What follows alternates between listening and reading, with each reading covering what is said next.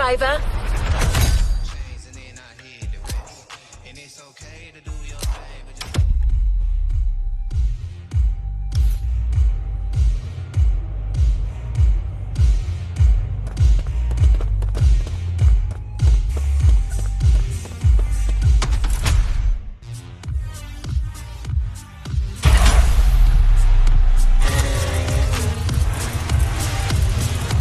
There's a reward vehicle waiting for you.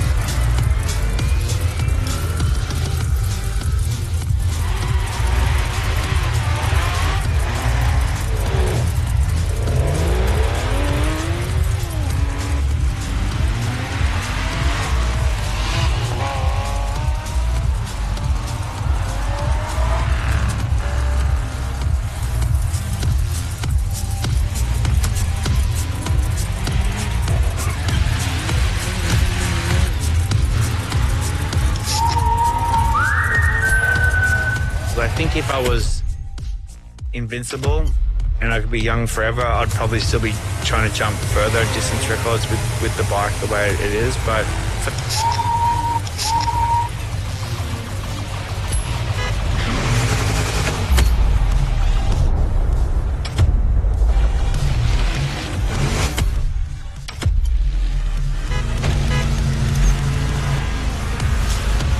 We've got one last surprise for you, driver.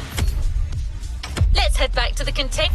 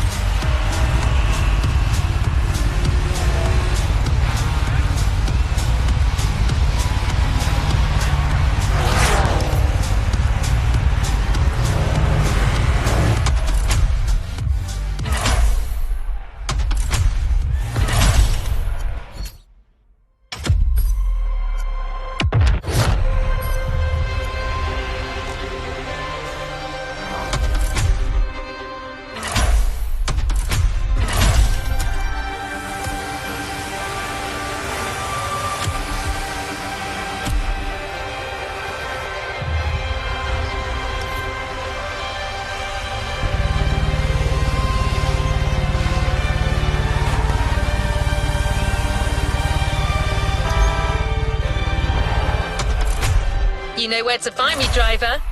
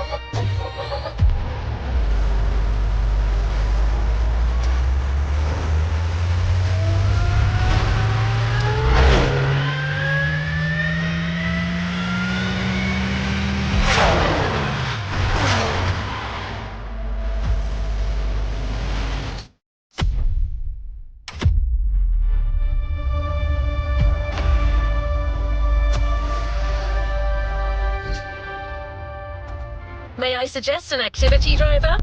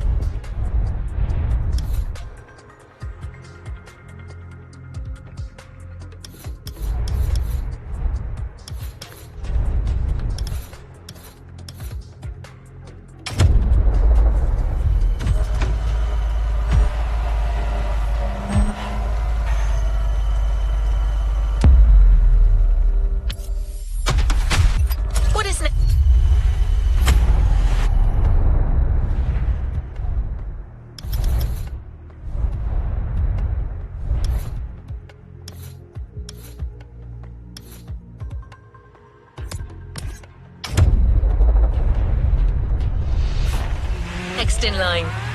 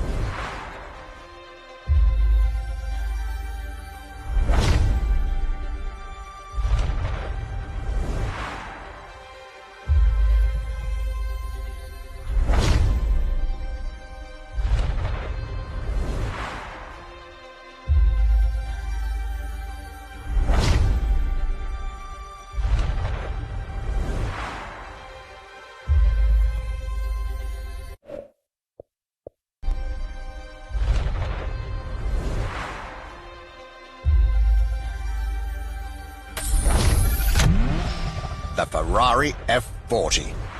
Enzo Ferrari's ultimate vision. Everybody recognizes the F40. It sparks a memory. It has some magic.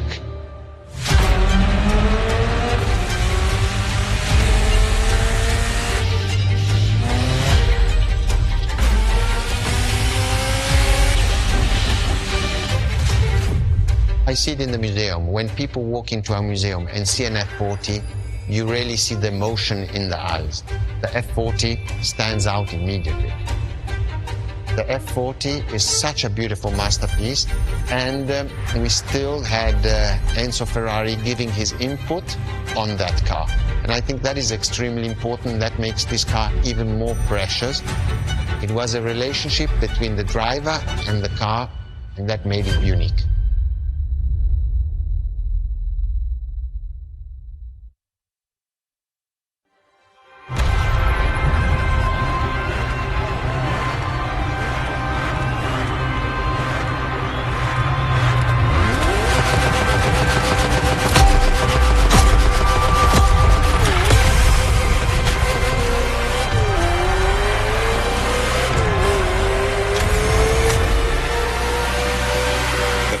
F40, second vehicle of the manufacturer to earn the prestigious supercar status, and a car that has shaken the motorsports industry to its core.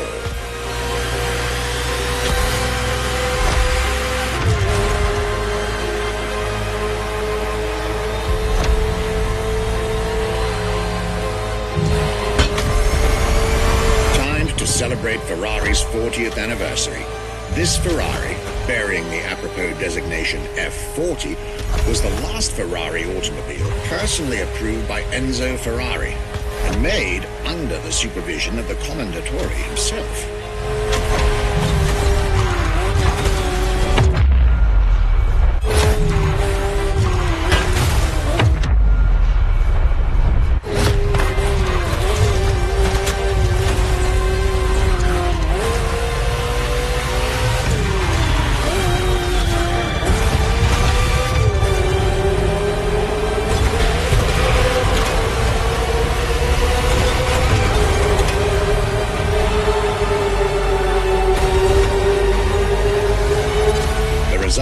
Is an aggressive car with animalistic behavior and a stripped-down interior befitting its obvious racing heritage.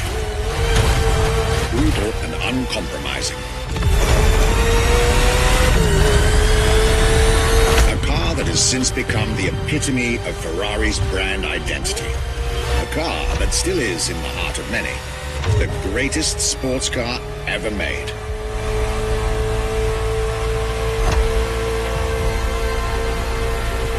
And again, at the time, the fastest Ferrari ever created.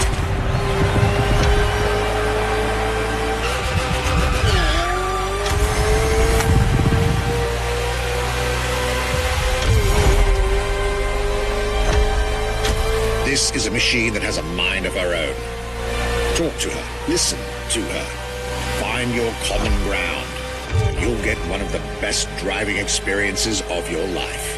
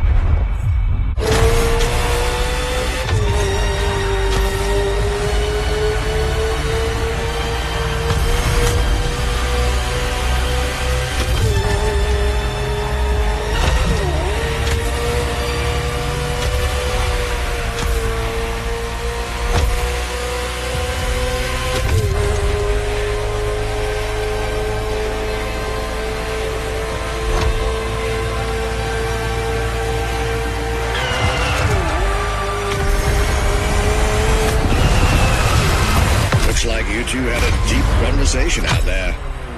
Very well. This is how you make history.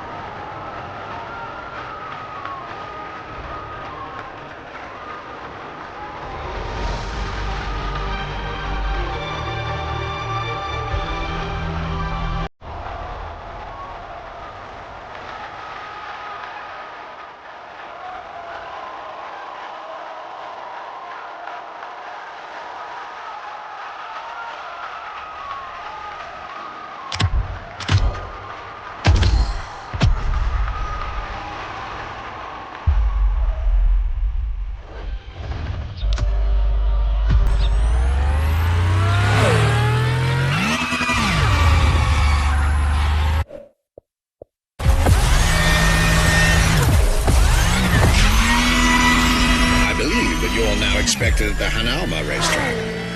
But first, let's get there with panache. Another special car is waiting for you.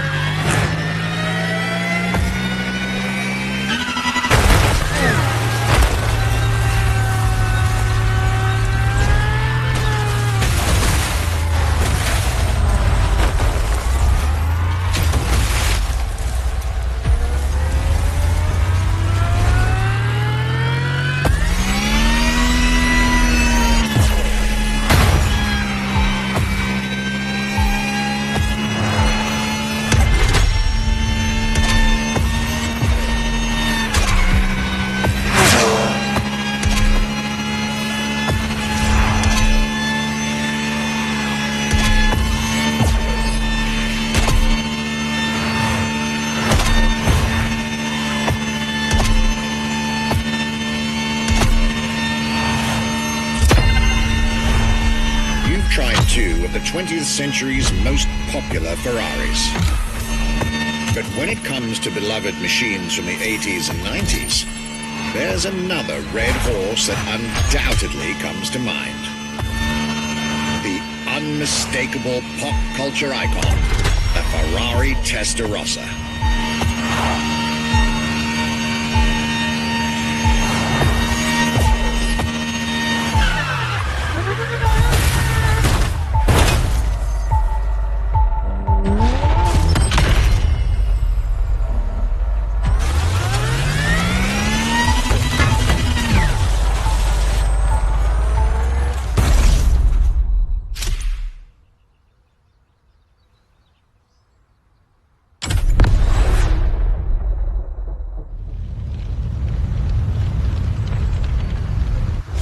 When you ask people which is one of the most iconic cars that people remember, I think the Testarossa is definitely among these cars here.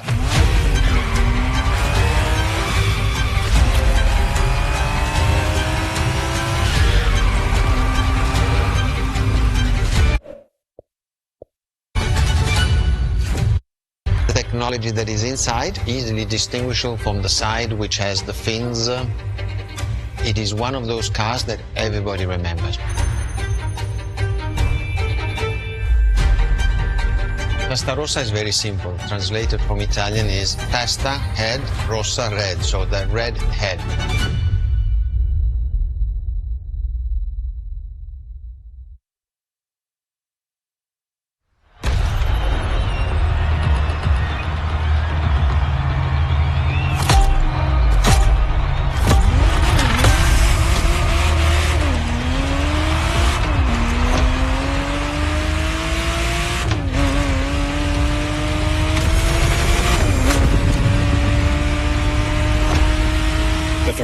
Testarossa was quite the celebrity in her time. Movies, TV shows, magazines, and even video games, the Testarossa was everywhere, appealing to kids and adults alike.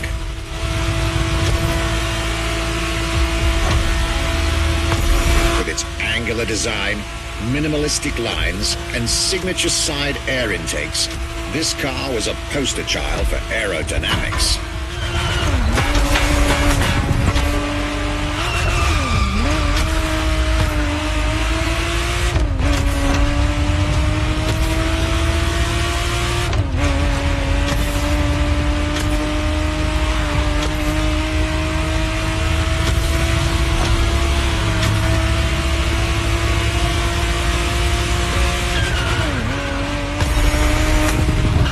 Precise, the exact model Motorfest has put in your hands is the 1991 re-engineered version of the Testarossa, introduced as the 512 TR, featuring a redesigned interior and a refined exterior to improve its already spectacular lines.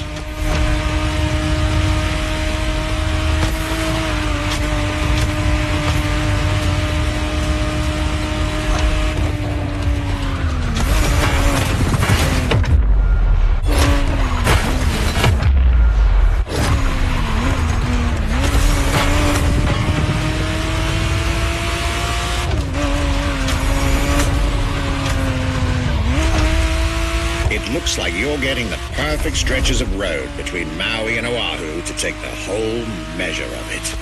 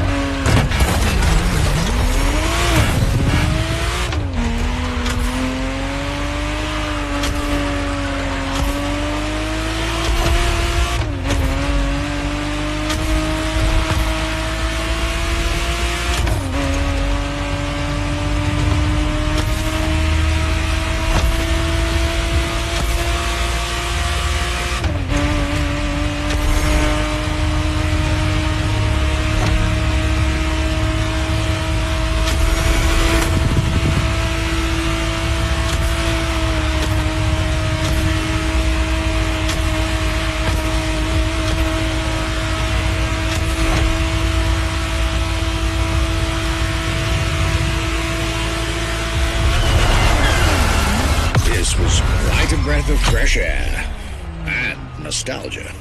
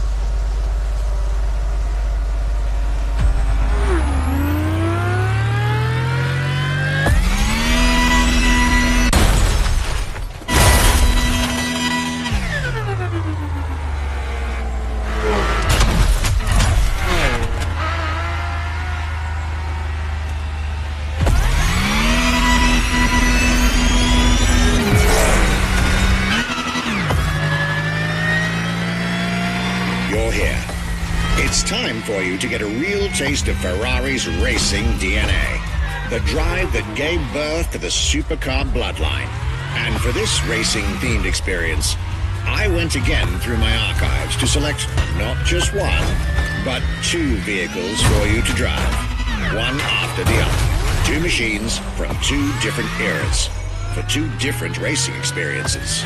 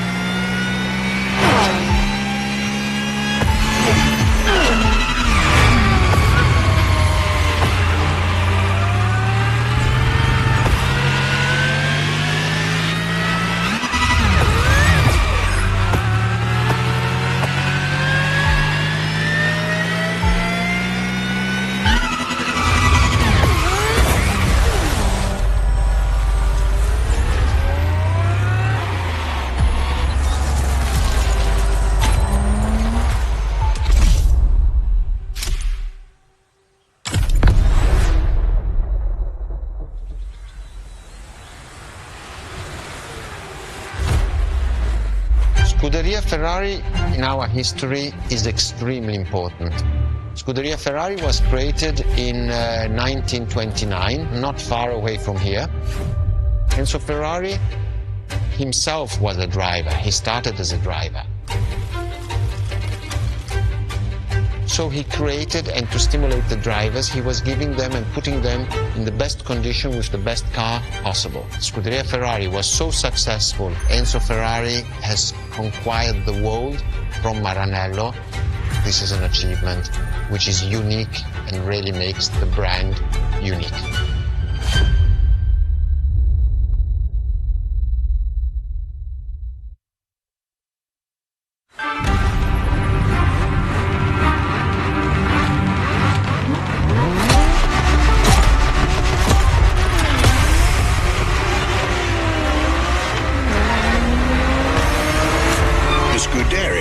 What started it all. To understand what fuels the creation of every Ferrari ever made, especially the supercars, the racetrack is an indispensable stop.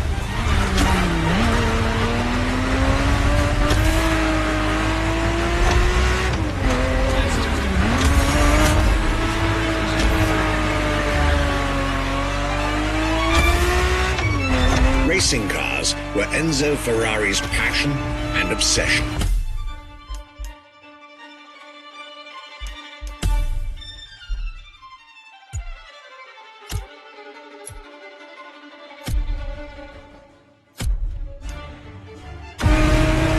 This is what led him to found the Scuderia in 1929, which has played a major role in racing history. Born from this racing division, Ferrari as a brand and factory of excellence was created a few years later.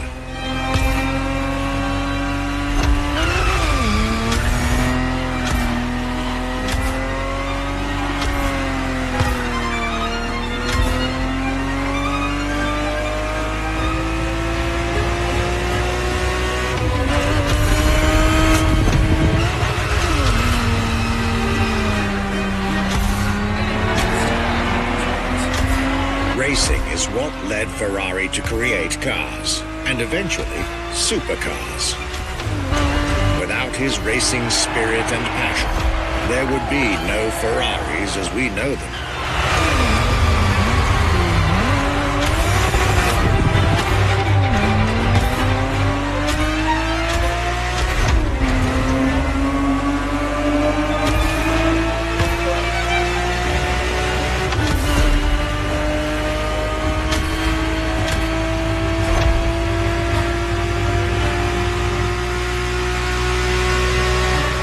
The Ferrari 365 GTB4 is the perfect vehicle for you to experience Ferrari racing as it felt back in the 70s.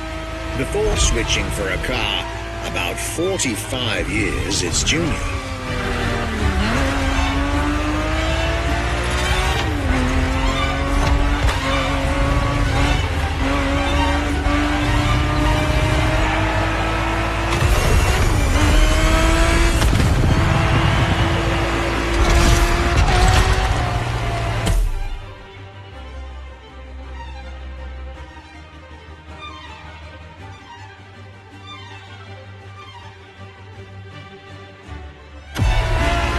There, for this second lap, you'll be driving the FXXK.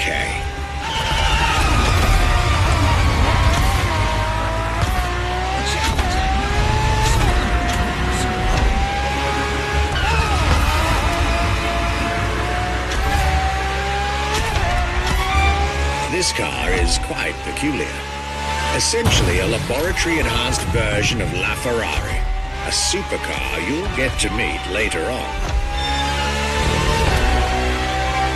It didn't compete per se, but this insanely powerful car was used for years as an R&D test car, allowing Ferrari to collect precious data to ultimately improve their next official racing cars, as well as the supercars.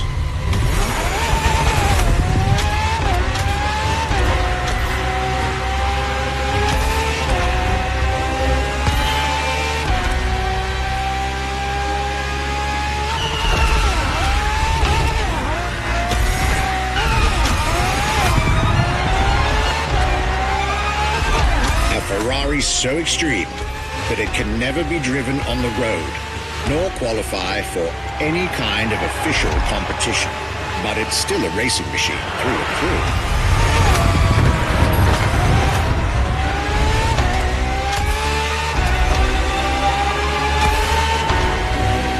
More than a car, the FXXK is an experiment for its makers and an experience for its drivers.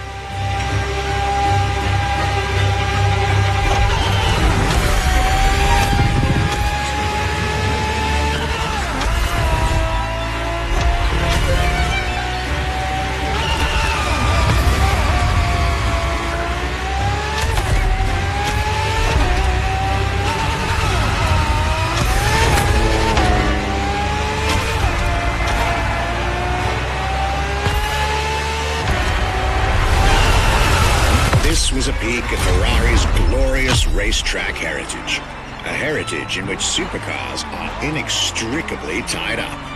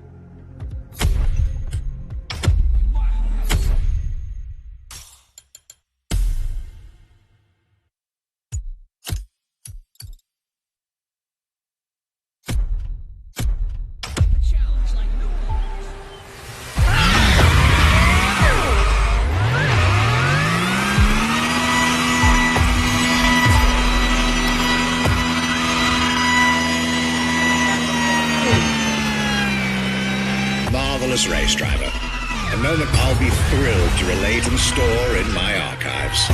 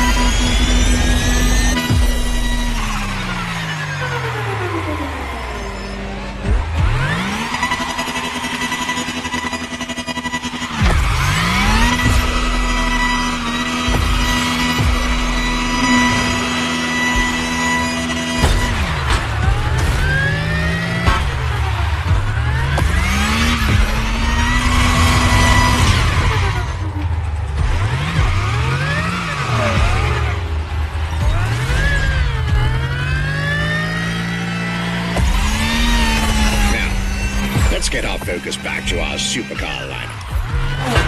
With the GTO, the F40, and the F50, we've covered all the Ferrari supercars born in the 20th century. We'll now get to talk about and drive the more recent 21st century supercars. Well, I'll talk, you'll drive. Let's get back to Maui.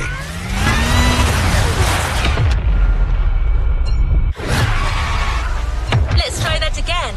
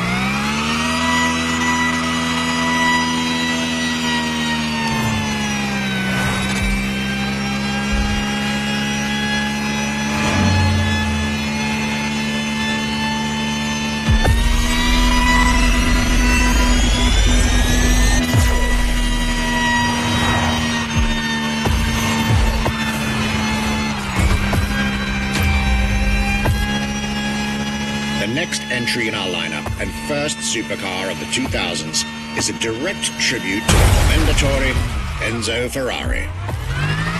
You guessed it. We're letting you get your hands on the 2002 Ferrari Enzo.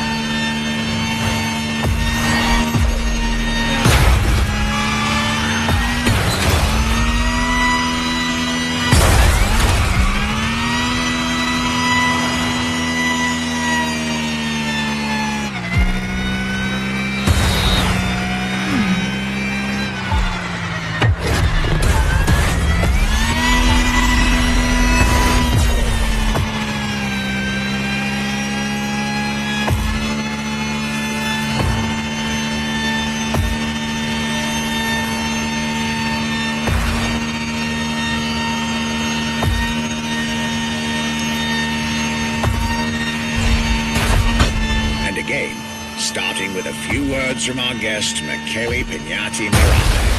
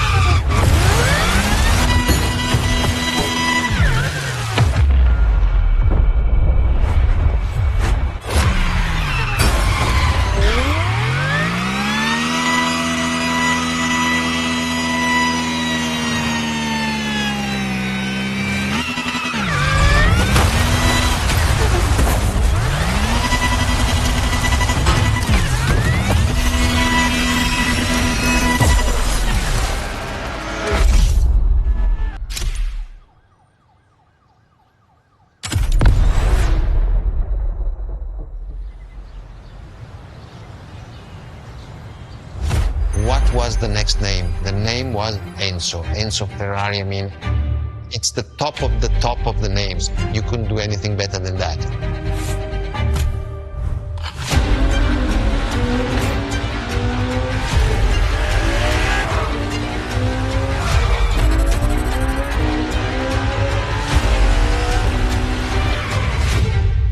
If we look at it today, and you think it was presented in 2002, it is still a car which is modern, and it has more than 20 years, but it's still unique.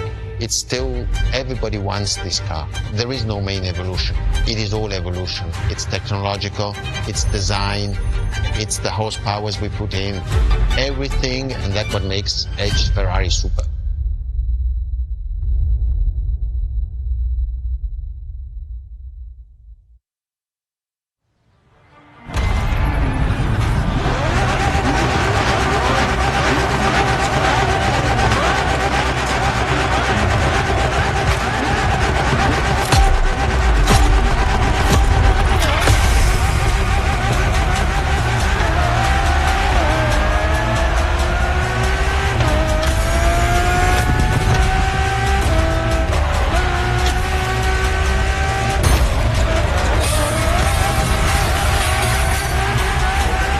Ferrari Enzo, fourth in the supercar bloodline, was just like her sisters before her, born from a strong desire to push supercars even further.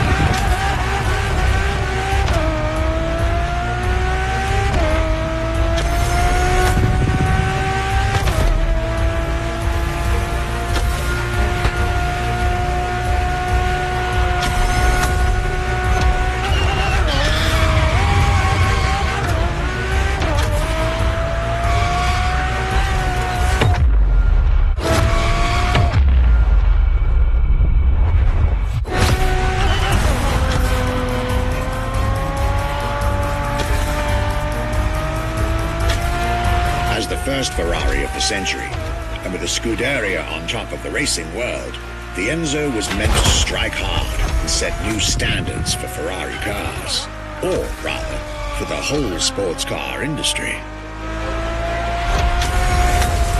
With the will to design, once more, nothing less than a road-legal Formula One, faster on the track but more civilized on the road, Ferrari went all out. My word, did they deliver.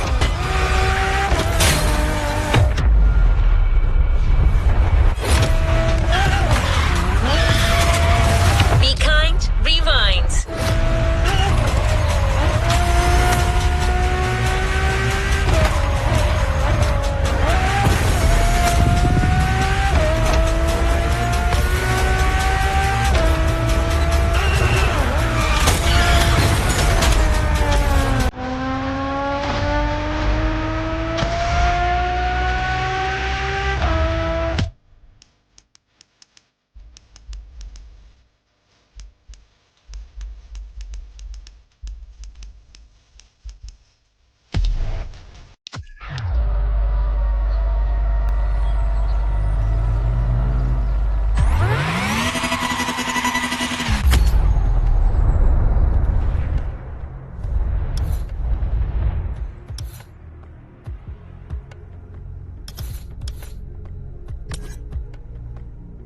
The next one is bound to be breathtaking.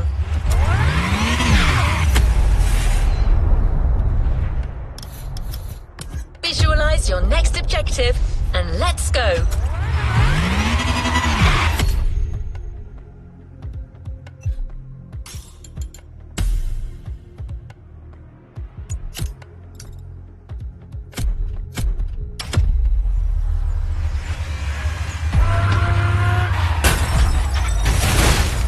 Marvelous race driver. A moment I'll be thrilled to relate and store in my archives. Now, let's get our focus back to our supercar lineup. With the GTO, the F40 and the F50, we've covered all the Ferrari supercars born in the 20th century. We'll now get to talk about and drive the more recent 21st century supercars.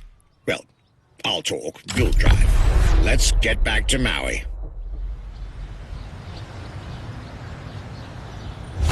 What was the next name? The name was Enzo. Enzo Ferrari, I mean, it's the top of the...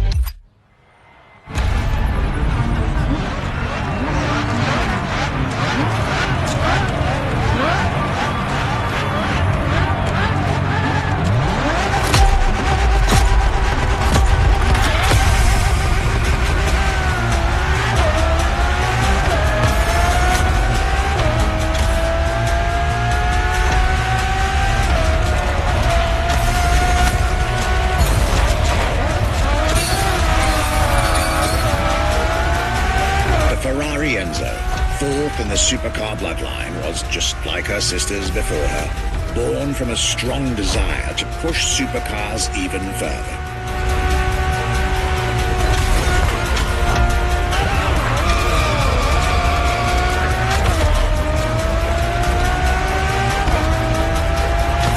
As the first Ferrari of the century, and with a Scuderia on top of the racing world, the Enzo was meant to strike hard and set new standards for Ferrari cars, or rather, for the whole sports car industry. With the will to design, once more, nothing less than a road-legal Formula One, faster on the track but more civilized on the road, Ferrari went all out. And my word, did they deliver.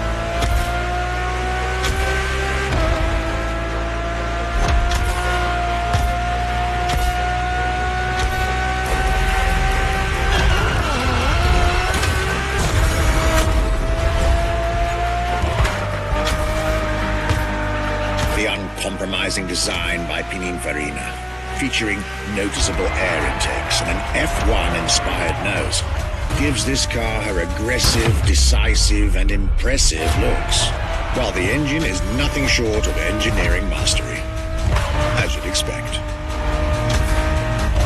Add to that better handling, better carbon brakes, and electronics that make the car as reliable on an everyday drive as it is savage on the racetrack.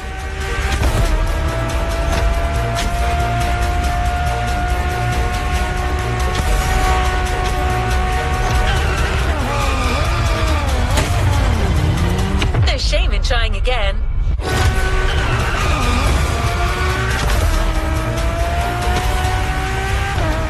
The latest 21st century tech, alongside the legendary Ferrari Fury. Nothing short of a new performance benchmark. Her name alone shows how confident Ferrari was about this car.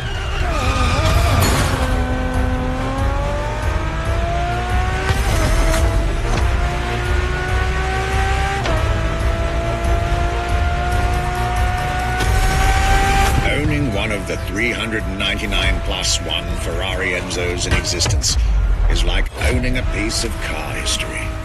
Or, dare I say, like owning a piece of art.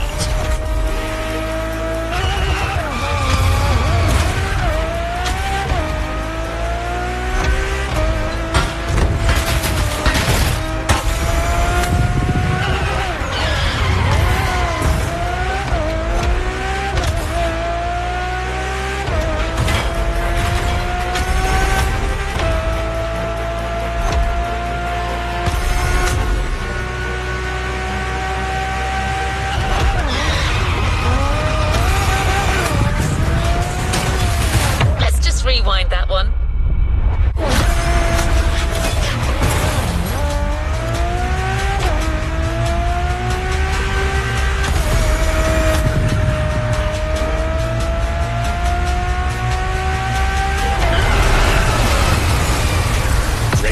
heritage, luxury, and exclusivity. This is Enzo Ferrari's legacy.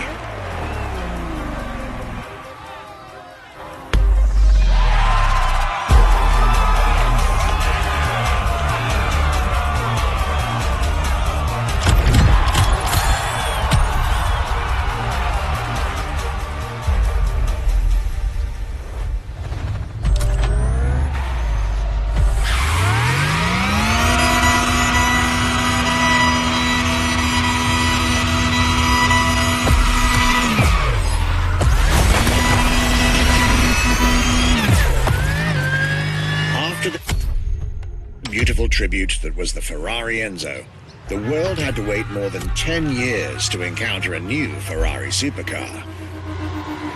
But eventually, the next generation arrived, and once again, caught everybody off guard. I'm talking about a car named La Ferrari, the Ferrari in English, which is currently waiting for you north of Maui. I'll let you drive there. Then we'll talk some more.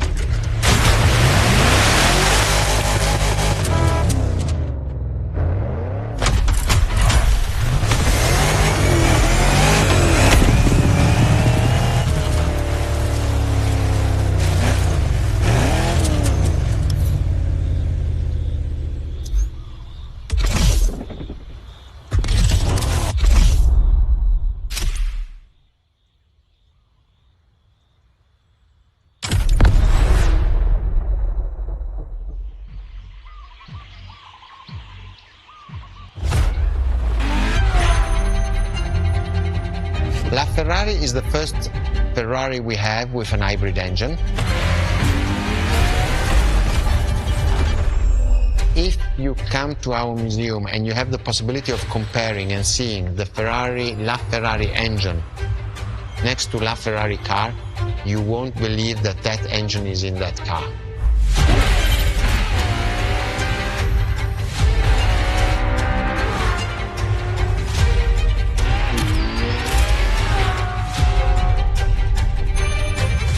In that period, we were taking a lot of technology also from Formula One. And that's what the Ferrari is. LaFerrari is the first car, the first hybrid car, because we were taking the Formula One experience and transforming it and taking it to the road.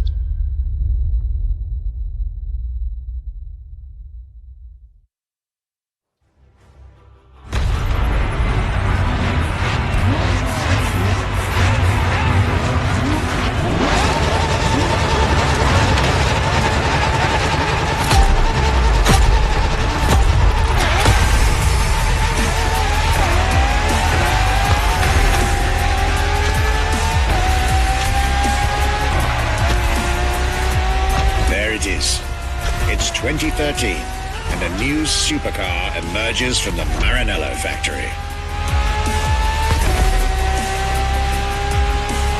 In an era of astonishingly intense competition, Ferrari still treated their rivals to a true tour de force, a car that reshuffled the cards yet again.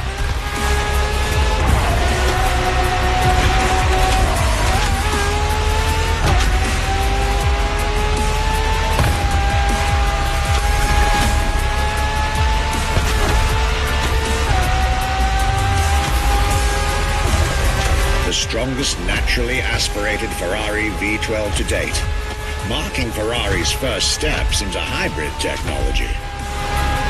For the first time in the company's history, petrol and electric working together full-time to deliver unprecedented levels of performance.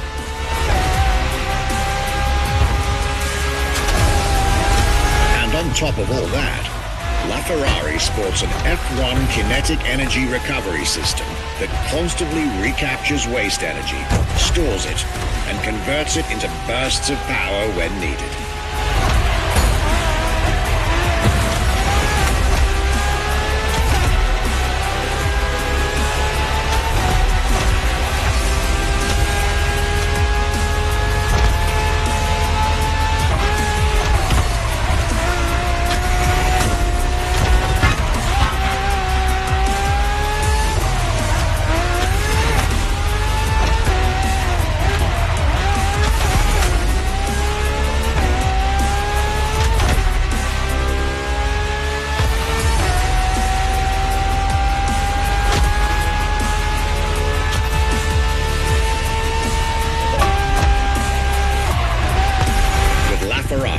Some lucky people got to witness technology peak improvements at both ends of the spectrum. Higher performance, lower consumption. Glorious achievement.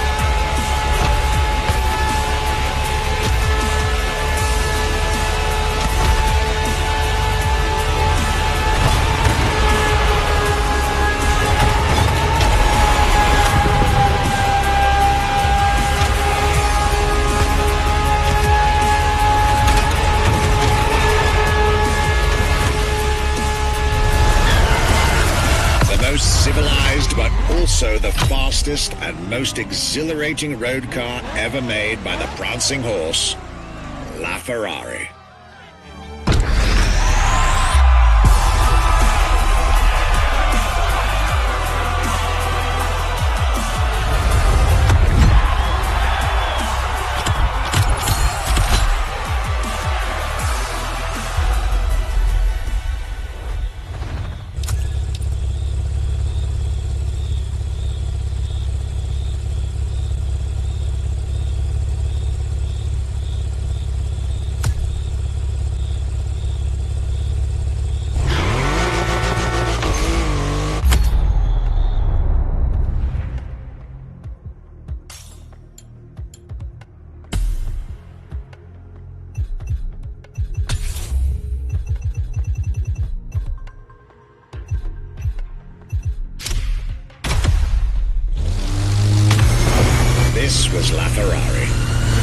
with an ultimate Ferrari supercar.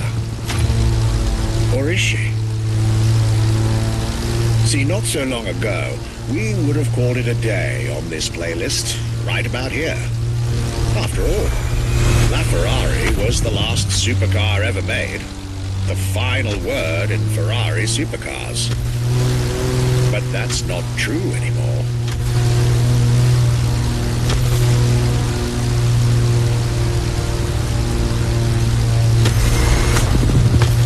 In 2024, Ferrari shook the automotive world once again by revealing the 6th supercar to bear the prancing horse.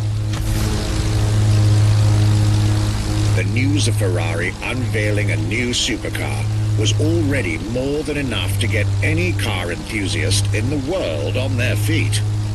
But the reveal of her name is what made everyone lose their mind. The Ferrari F80. An exciting time to be alive, isn't it? You should head back to the Ferrari Museum. Believe me when I tell you that something brilliant is about to be set in motion.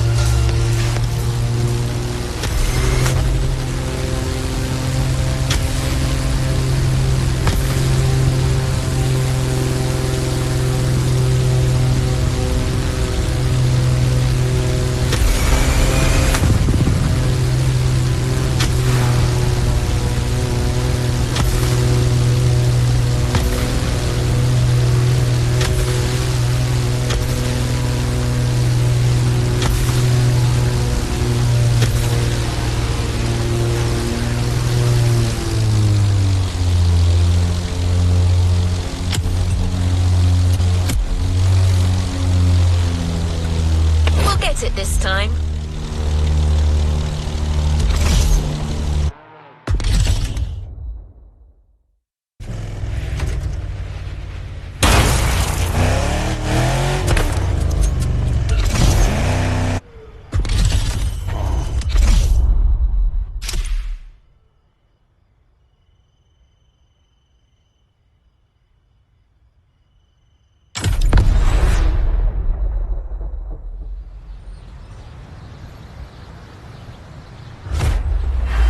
What makes Ferrari so unique? It is mainly the people.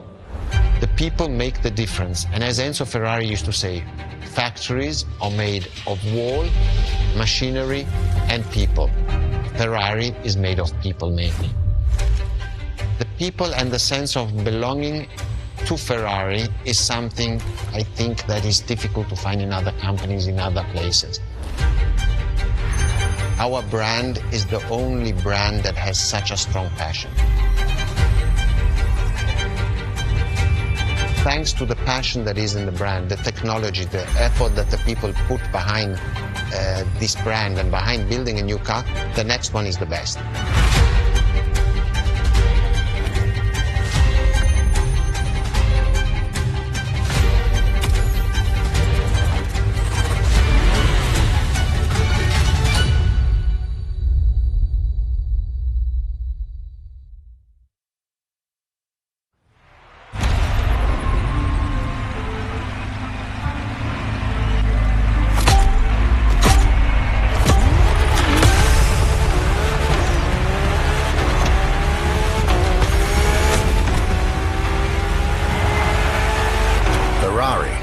Is a legendary sports car brand, born from the passion of a man.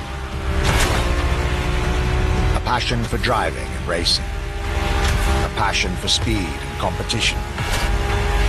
With the will to build cars, each one better than the last.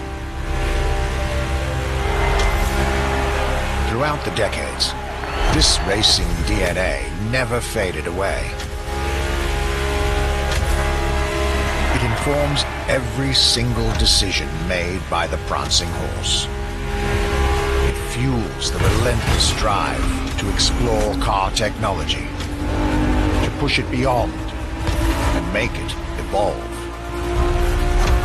to design the most incredible cars in the world. Jewels of the road, champions of the racetrack.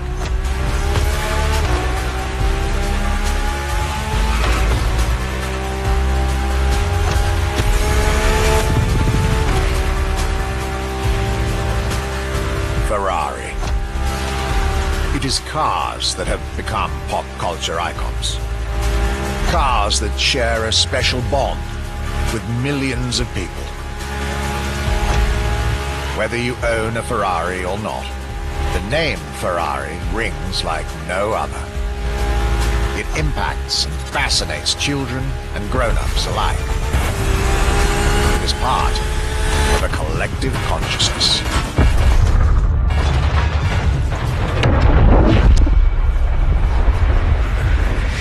Ferrari cars are a vector for dreams. They're modern legends, both real and mythical, in a way.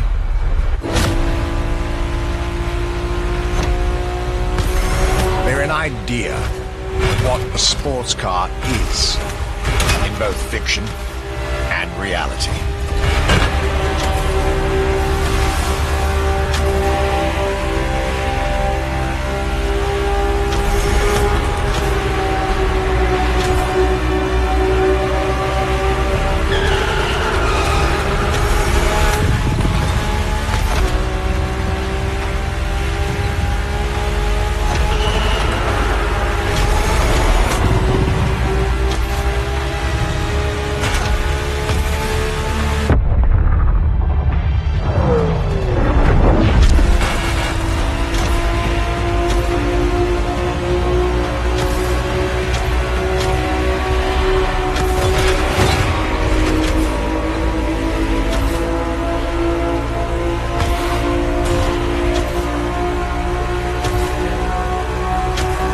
Is, and this is putting it mildly, the epitome of luxury cars.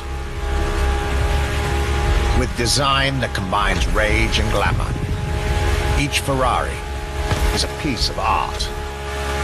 And from the higher end of the splendor spectrum, each drive is a statement.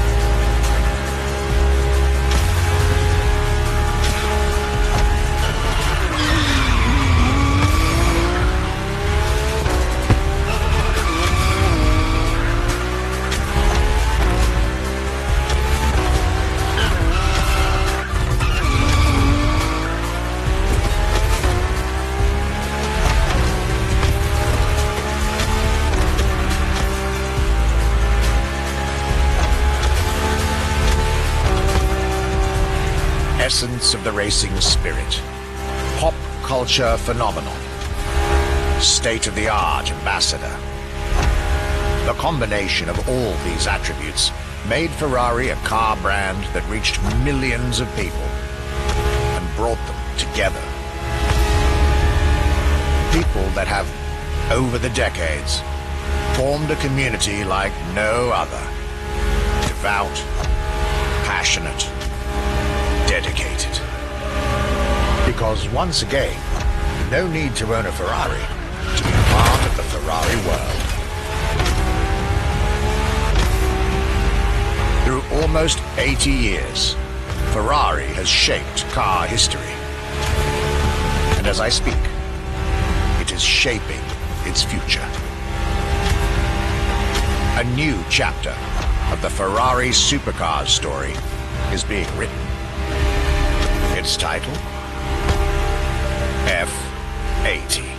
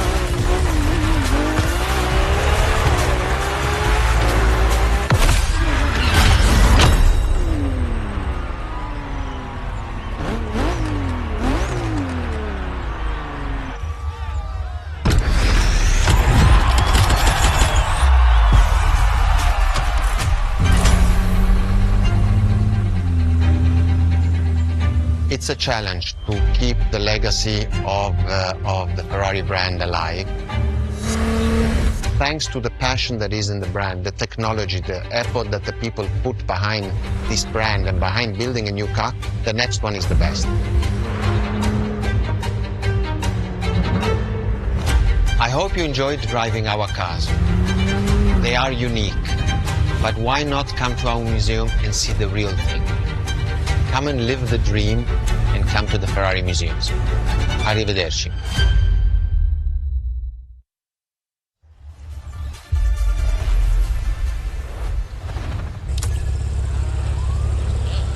This was our exclusive Ferrari experience.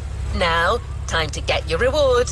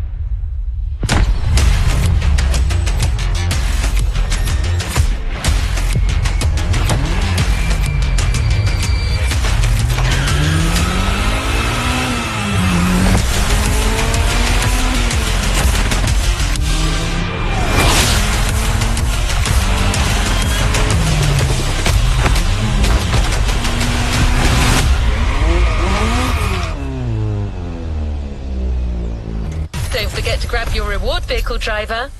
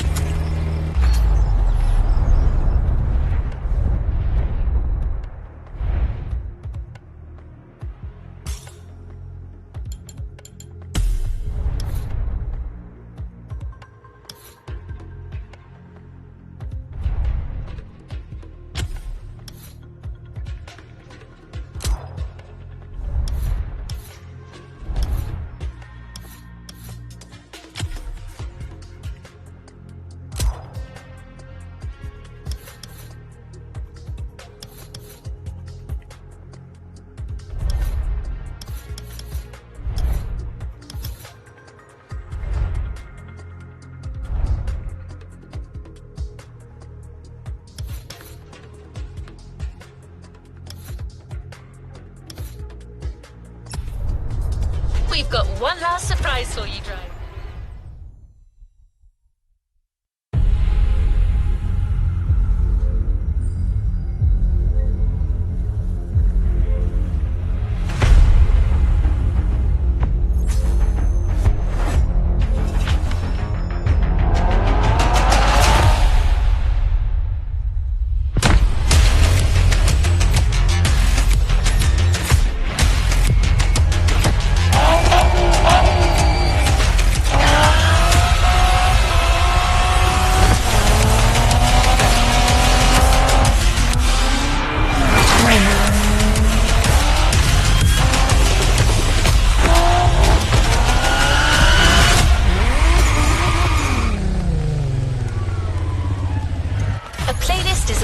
Driver.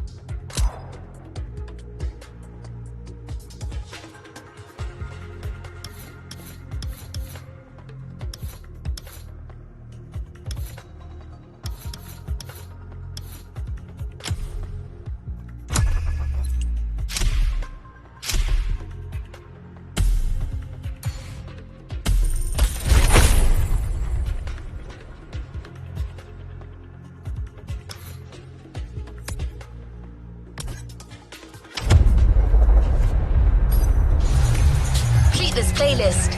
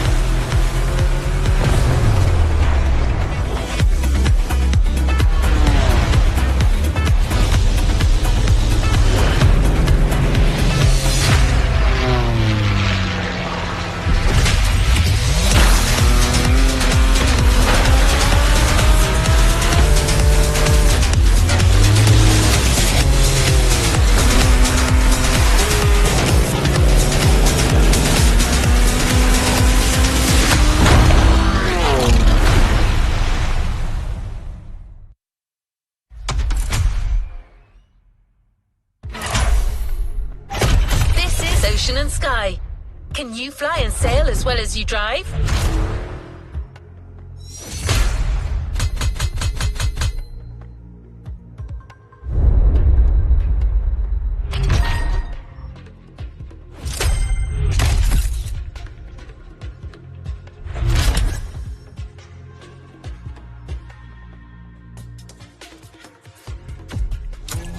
To the next objective.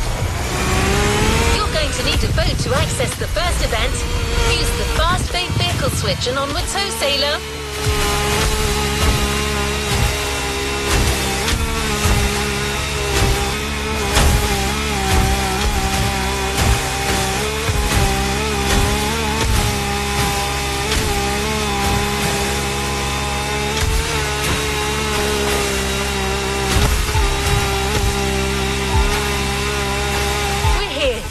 The ocean is yours for the taking.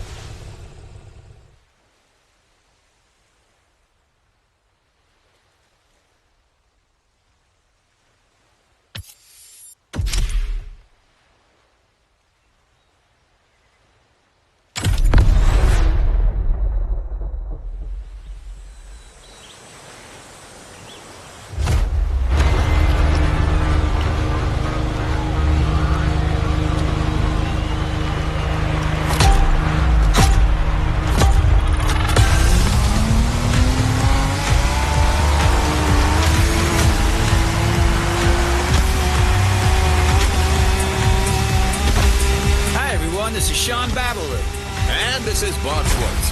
We're talking to you live from Hawaii, where we'll be following yet another Motorfest series. A very special one, to say the least.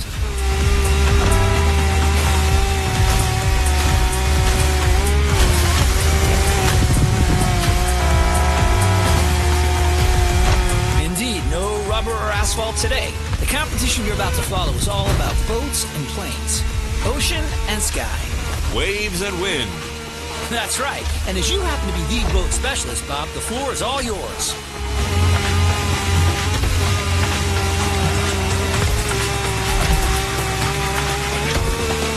Thanks, Sean. Indeed, we're starting right off the bat with some serious inshore powerboat racing. The ocean is nice and flat. Perfect for our competitors to show us how well they can handle these speedsters. If they use their trim right, they'll be able to push their machines to their maximum.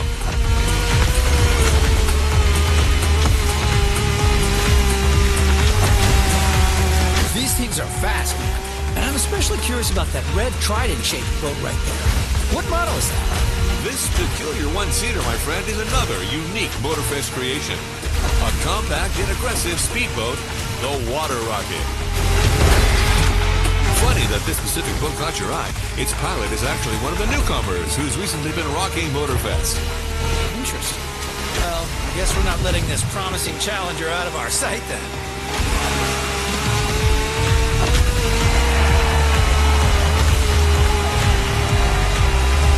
And that's one lap down.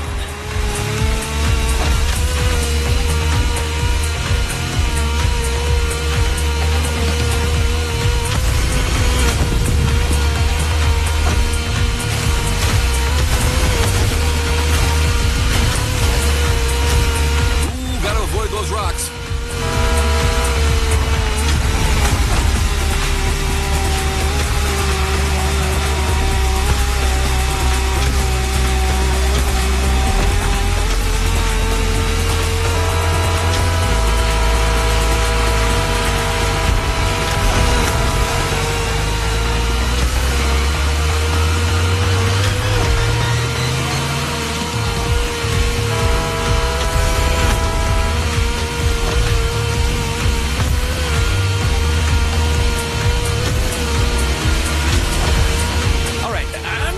Person here, but I have to admit this series is off to a good start. I see a lot of skills down there. You're absolutely right, Sean. Plus, we've got Hawaii on its Sunday best. Careful, it may not last.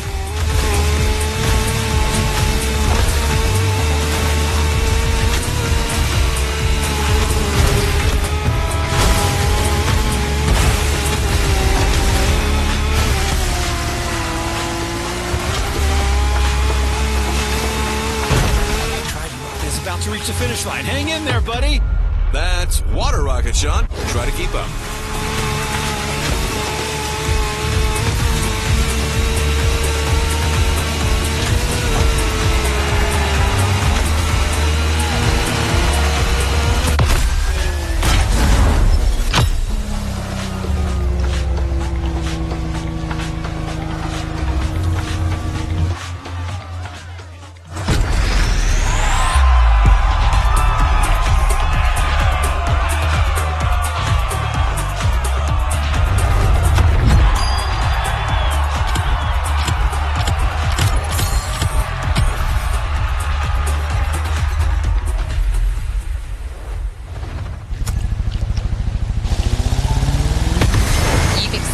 The ocean. Now it's time to take to the skies. This is an opportunity to see the island like you've never seen before. Everything, everywhere, all at once.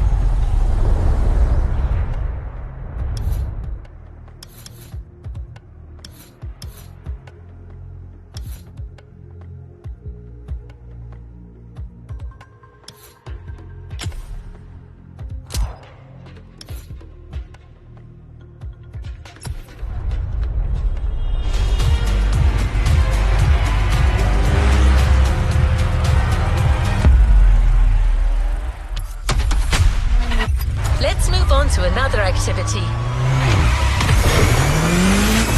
Now that you've met the donut team, you probably have a better idea of what you're getting into. But trust me, you're still in for a few surprises.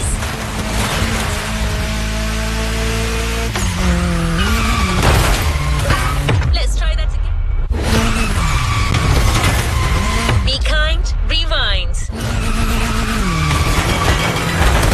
From now on, the city's going to be your playground.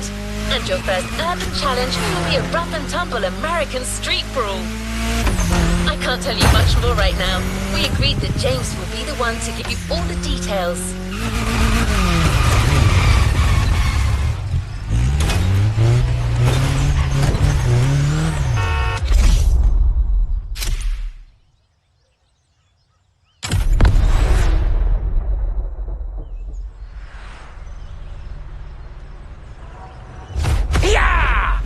All right, tough boys and girls, you think you've got muscles? Well, how about you take it to the streets in a Chevy Camaro ZL1 or a Shelby Mustang GT500 to find out who's got the biggest American muscles. Spoiler, it's me.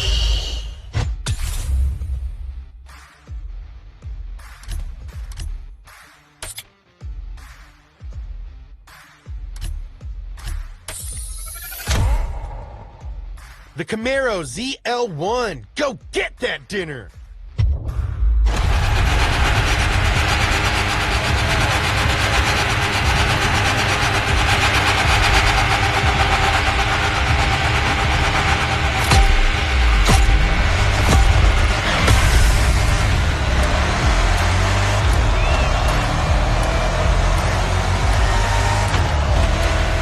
In the muscle car's natural habitat, the concrete jungle. How's it feel?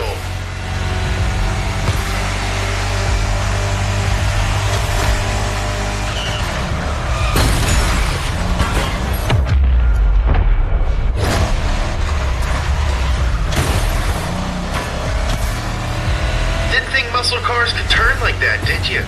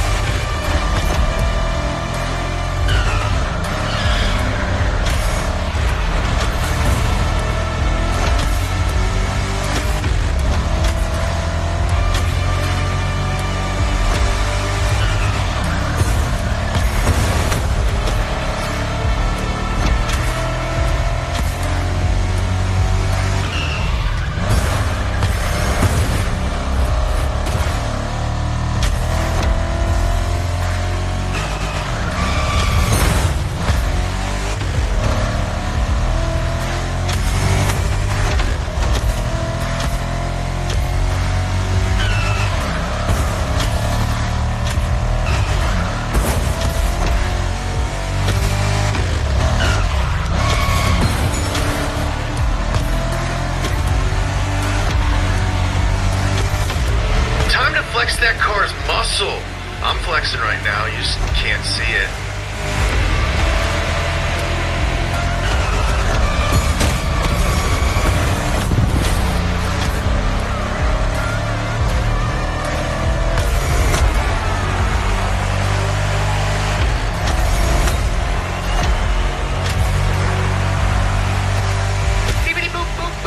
Sorry, that's just the drone talking. He's very excited. Don't mind him.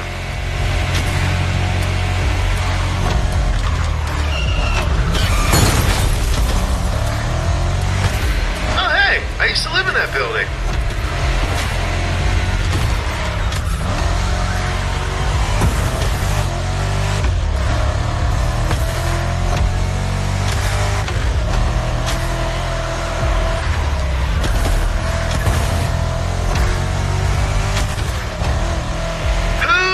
The buffest American muscles. Let's find out.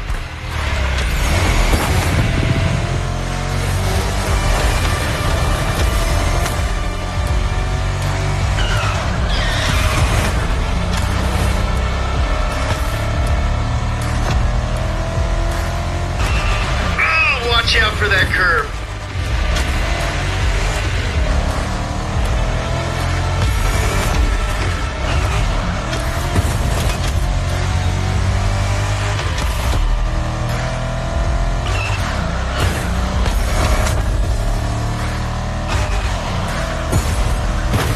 slightly scratch the paint.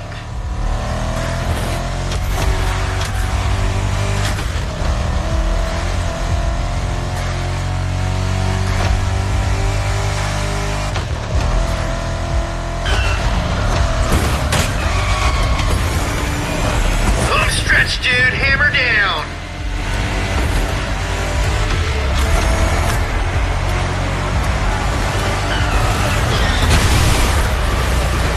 Chevy wins! Did you know that Camaro means animal that eats Mustangs?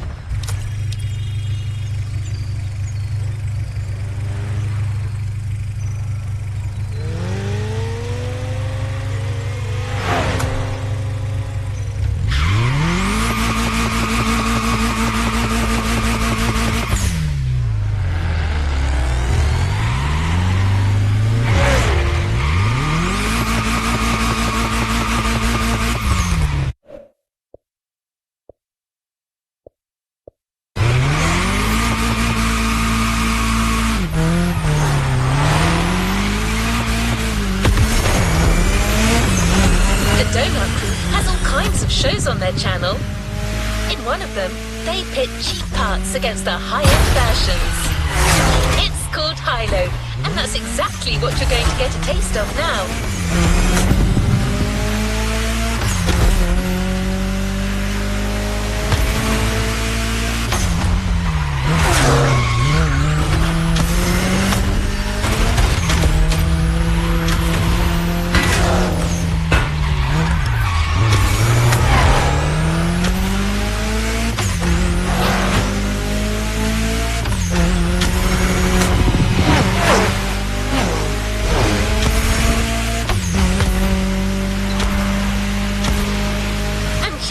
Workshop, you'll be driving the oh-so-lovely Nissan 370Z Nismo.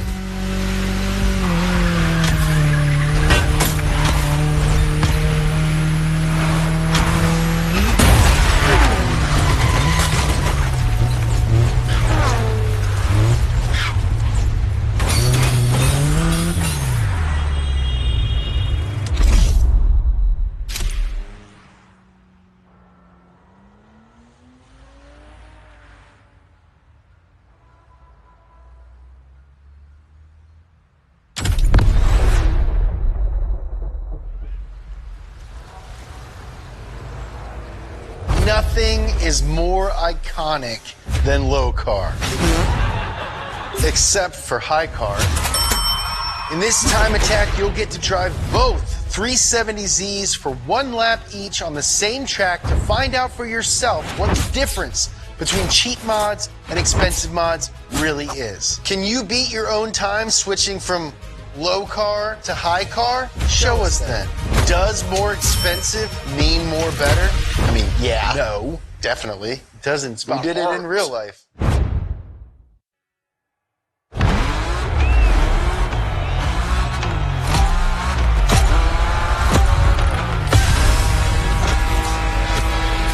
right, hotshot. Let's see what you can do with that setup coming straight from the sale rack. Give it the beans!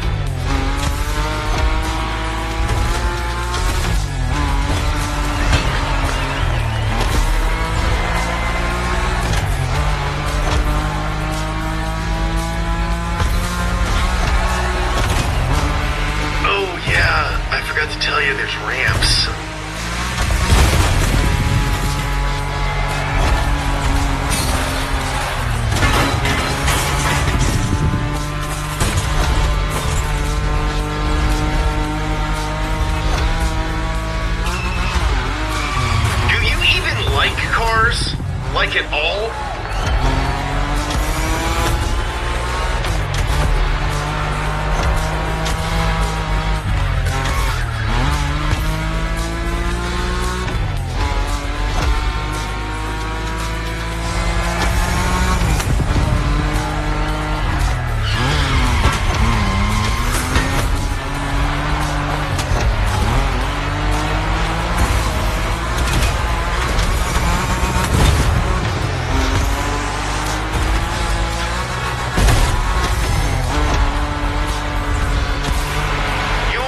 Shot, do not miss your chance to blow. This opportunity comes once in a lifetime, yo!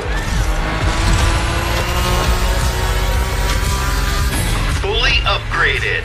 Let's rip.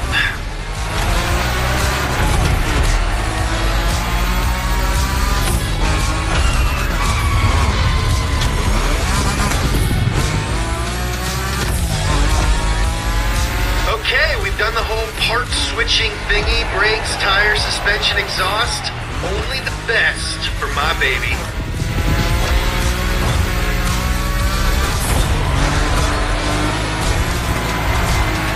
Here comes the straight line. Time to put that Nismo high car to the test. Punch it!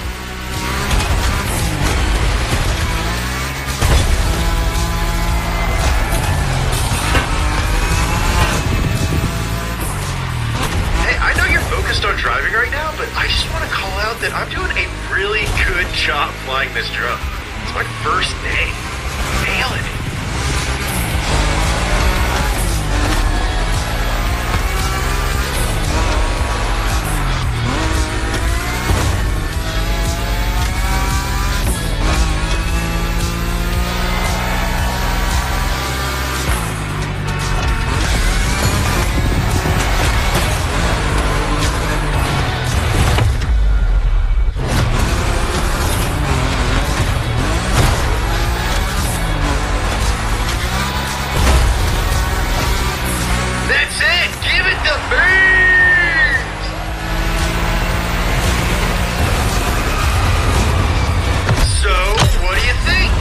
Expensive mean more better?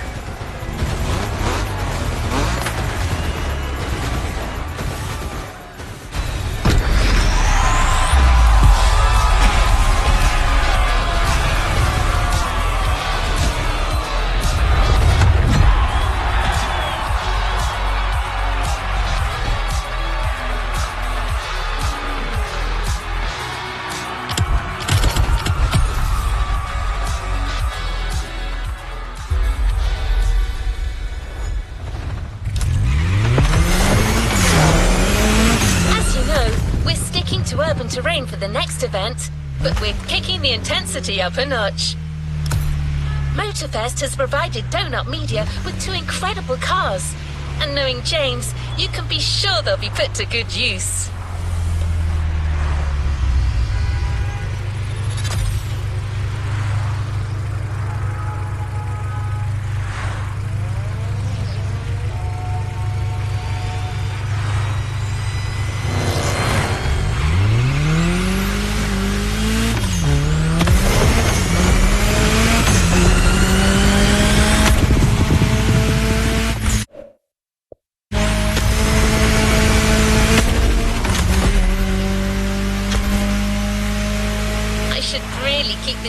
To myself, but I can't help teasing you a little. So, just picture this. Downtown hypercar battle.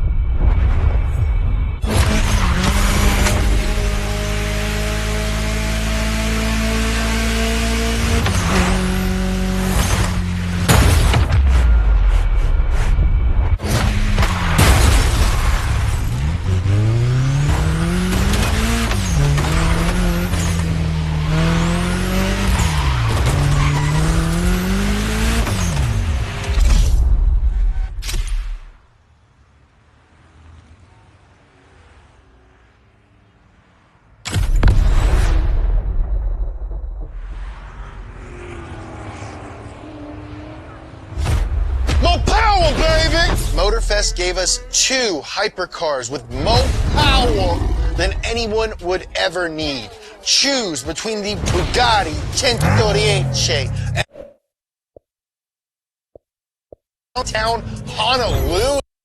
Which car will set the new downtown speed record? And who will split an order of shaved ice with me? Hey, can we get some shaved ice on set? Oh yeah, good luck.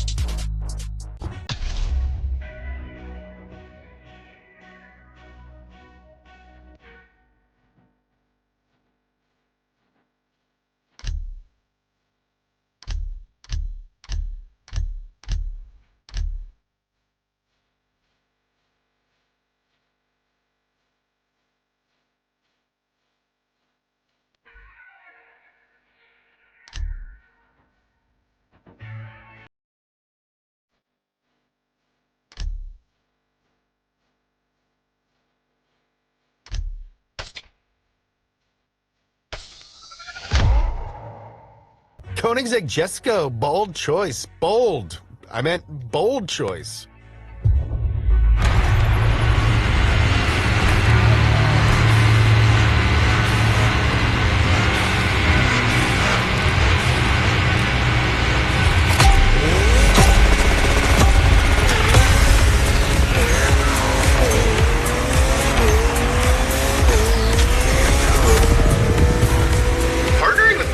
Comes with some pretty sweet perks. Check out these 2 spaceships they lent us.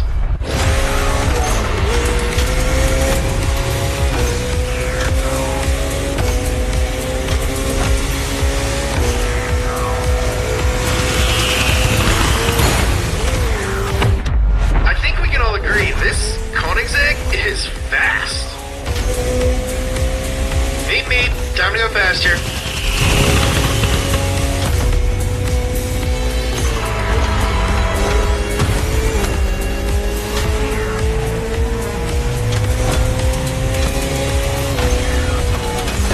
Respect the car!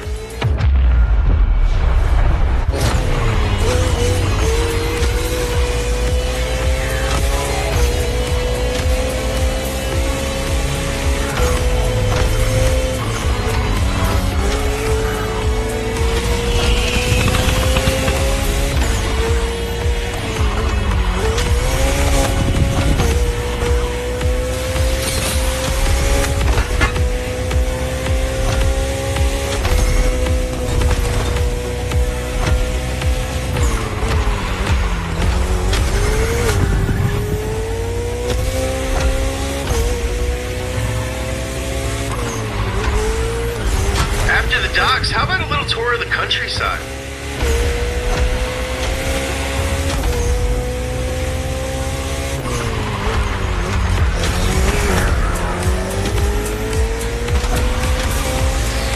This is a really nice neighborhood. Pretty sure you're ruining the property values, though.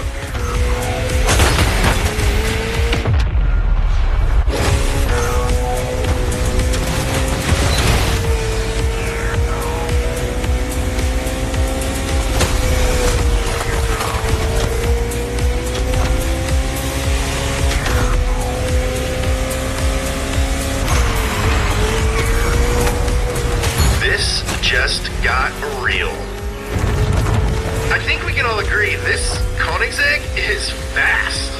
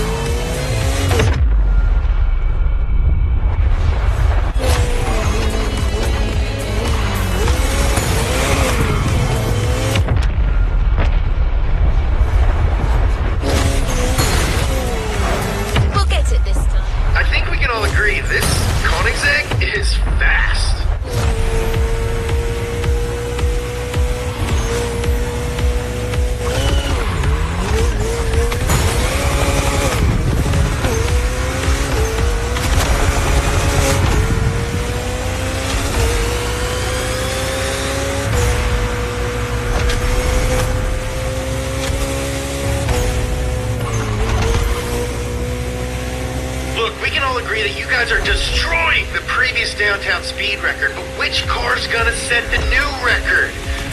The suspense is killing me. down.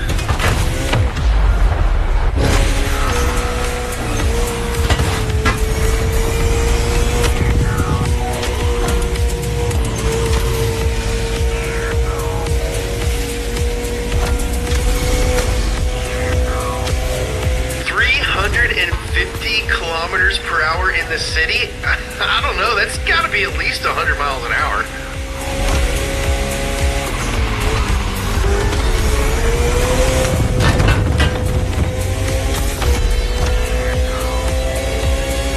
Finish line is right there! More power, baby!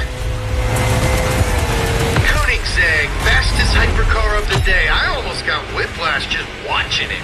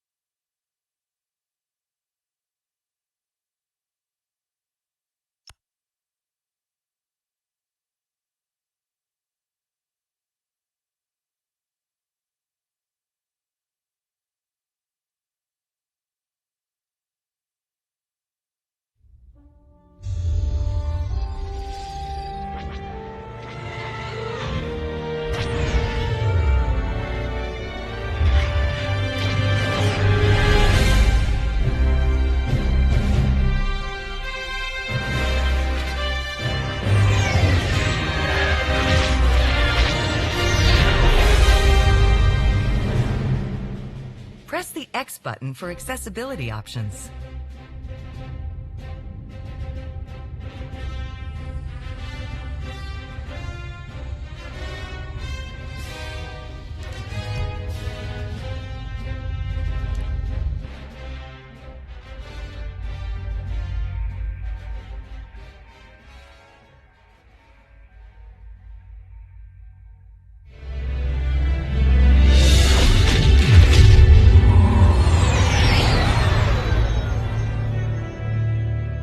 Squadron to Temperance. Do you read us now? Had some trouble with our long-range comms. You're the 3rd patrol reporting comm blackouts. Head on back, Gunny. The commander will want a full report. Lousy comms. Chasing our tails for hours, and now we're late to meet the new boss. Well, do you want to race home, Frisk? We might make it before his speech ends.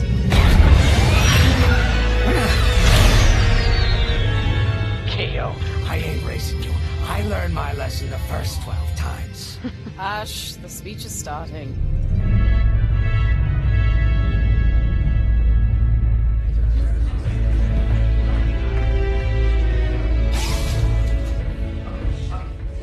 I'm not one for speeches. So I'll just say, I'm honored to assume command of the Temperance in this fleet. Vanguard Squadron's reputation for bravery and integrity is unrivaled, which is why, effective immediately, we have been reassigned to an initiative codenamed Project Starhawk. Starhawk. Then those rumors about a secret project are true. What do you think it is, huh? Some kind of weapon? The key to victory. If it helps end the war, who cares? I care. I like to know who I'm working for. The good guys, Frisk. Remember? The only people in the galaxy who don't have a death mark on you? Grace. The day ain't over yet. Come on. Back to the Temperance. We can meet the new boss. And anyone else he's bringing along.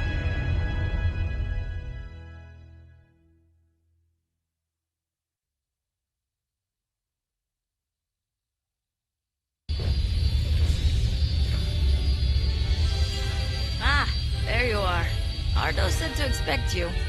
I'm SWSEp2, Chief Mechanic, and this here's the Temperance, my pride and joy. I imagine you're excited to join the action.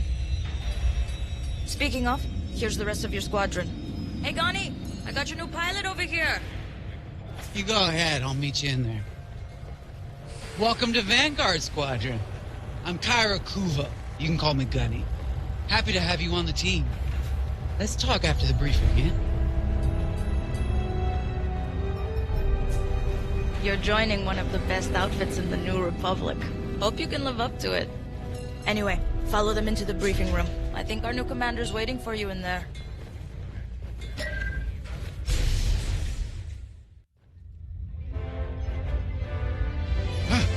You arrived. Excellent. Ardo, meet our new Vanguard 5. Oh, the one who saved your skin at Foster Haven. Ardo Baradai, Fleet Intelligence. A pleasure. I heard they rewarded you with a posting to Chandrila. A real honor. Very safe. But a good pilot shouldn't just gather dust. I needed people I can trust. And I figured you'd want to get back into the action. Huh. There's no shortage of that around here. Right. Let's get you briefed. Welcome back to the front line, Vanguard 5.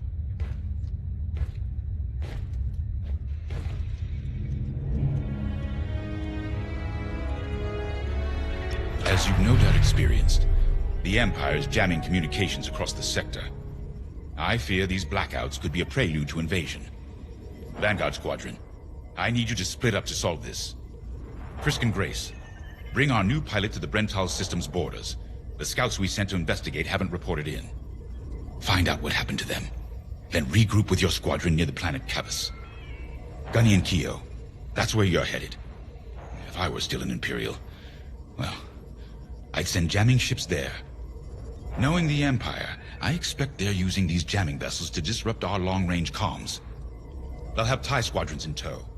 Destroy all Imperial squadrons and jammers. Communications must be restored for Project Starhawk's future. When you've succeeded, regroup and return to the Temperance. Let's see how you do, Vanguard Squadron. Got a moment?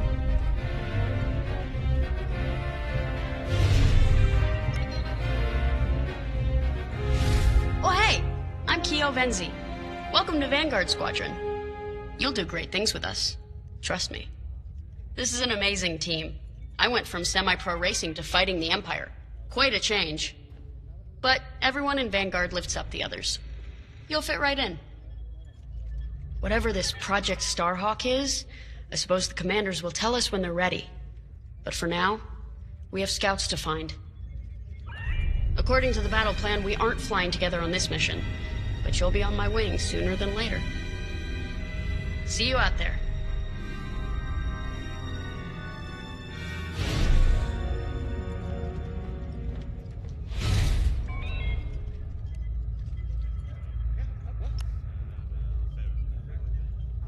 Hello. Grace Salia Vatara Sina. Grace, if you like. It's a pleasure. I've been with Vanguard long enough for Gunny to trust me with second position. And she doesn't trust easily. Especially those from Imperial families. Well, everyone finds out sooner or later. Yes, unfortunately, my dear estranged family builds TIE fighters for the Empire. And I take great delight in blasting those fighters to stardust. I trust you will too. See you out there.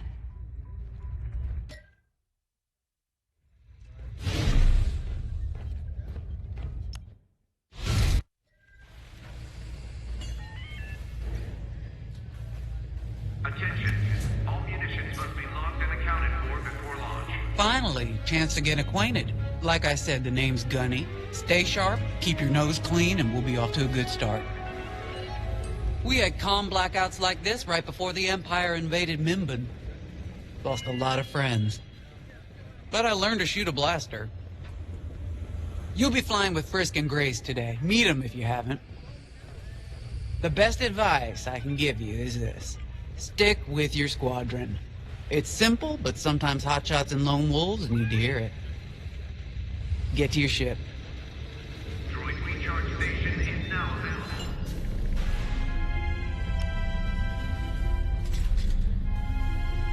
A mission already? Good.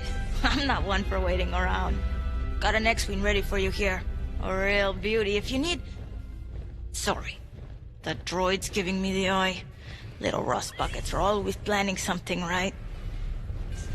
I was gonna say, if you need anything for that shiny starfighter of yours, just come to me, alright?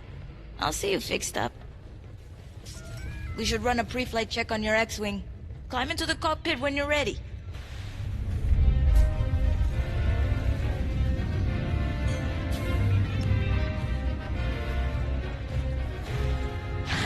Nice to meet ya. Squad calls me Frisk. Only Grace calls me by my real name, and only when she's mad. I know it's not often you find a handsome fella like me fighting for the Rebellion, or New Republic, or whatever we are now. I used to be in what you might call acquisitions, you know, hunting down trophies, antiques, anything collectors wanted.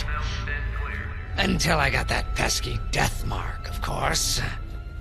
How was I supposed to know that painting was fake, huh? Or that the Imperial Governor was gonna show it off to Admiral Thrawn? That's what's great about this place, though. They always got a berth for a good pilot. Death mark or not. Say, you play Sabacc? I'm trying to learn, but no one around here ever wants to play me. Maybe we could, go a few rounds, huh? For credits, of course.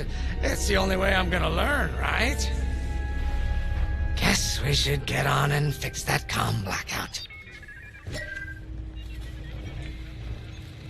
You ready to go? Just hop in the cockpit. Ah, the X-Wing. Backbone of the Rebel Alliance and our new Republic. A good all-rounder that'll stand up to any starfighter or capital ship in the Imperial fleet.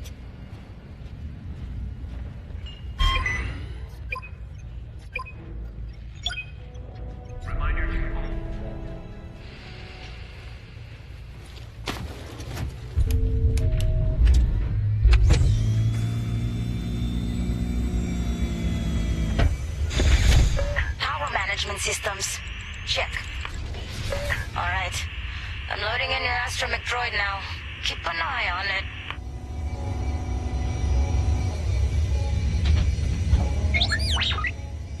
Quiet, Tin Can. We got a pre-flight check to do. Radar. Working like a dream. Loadout data. Looking good. Combat display? Check. Primary weapons. Charged up. Ready to take down ties. Throttle and boost? Good to go. Hull integrity. Never better. You're welcome. All systems go. Vanguard 5, you are clear for launch. Good luck out there.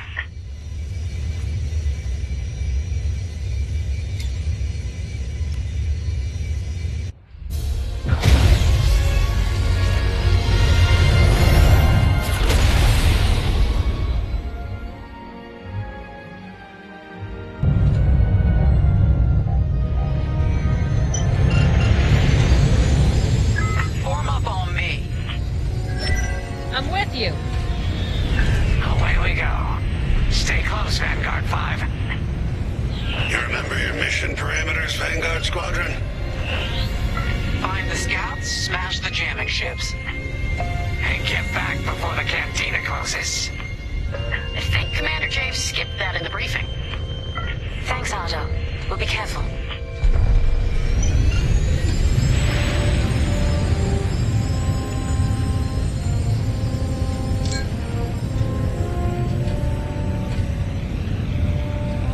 Regroup at Cavis once you find our missing pilots, alright? See you soon. Good luck, you two.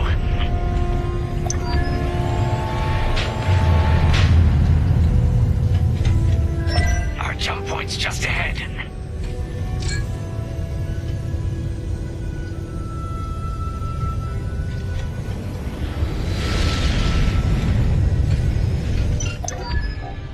Hyperspace coordinates calculated. Engines are hot. Let's do this, Vanguard Squadron.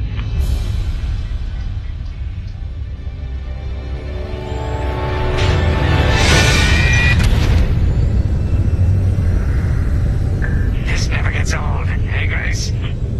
Never.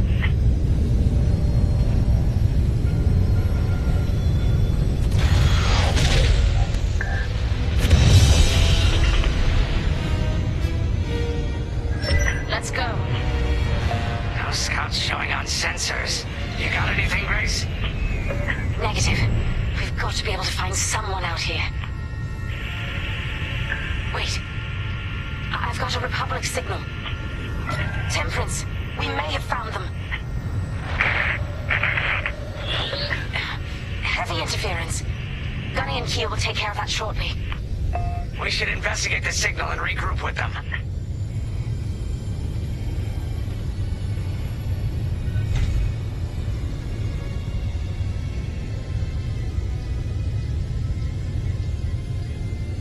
I hope the scouts are all right. Me too, Grace. Me too.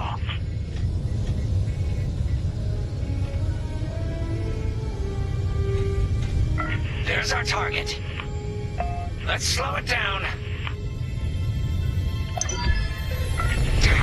Heck, our scouts didn't make it. Empire must have found him first. If that's the case, where is the Empire? On your wing! Vanguard 5, scan the debris.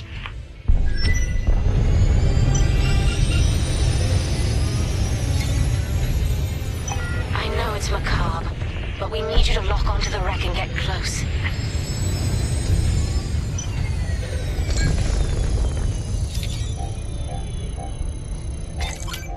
Brutality. Even that astromech got dusted. Someone really didn't want these scouts getting home. Hey, I'm picking up a second signal. Let's check it out. Follow me.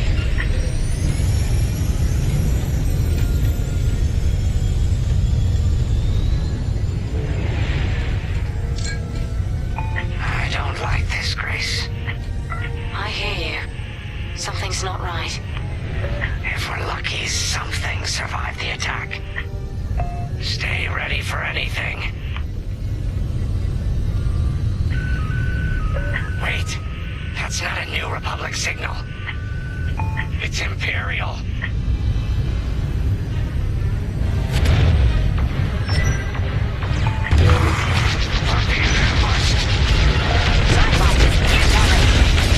Attack positions. Take them down. That's the last of the ties. We need to take out that Cassanti cruiser as well.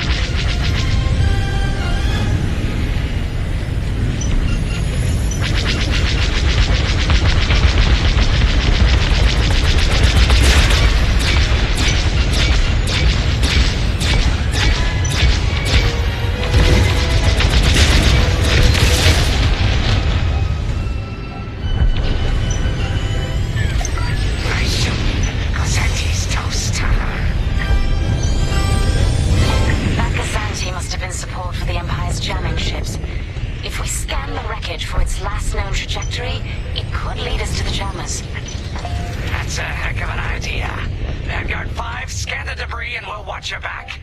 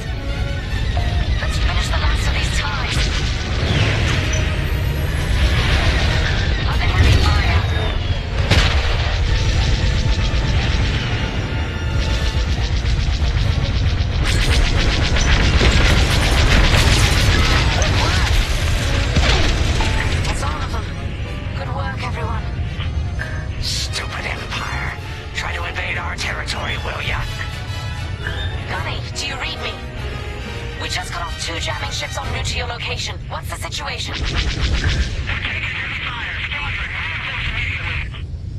Gunny and Keo are in trouble. We need to help them now. Head toward Cavis. Let's move, Vanguard 5.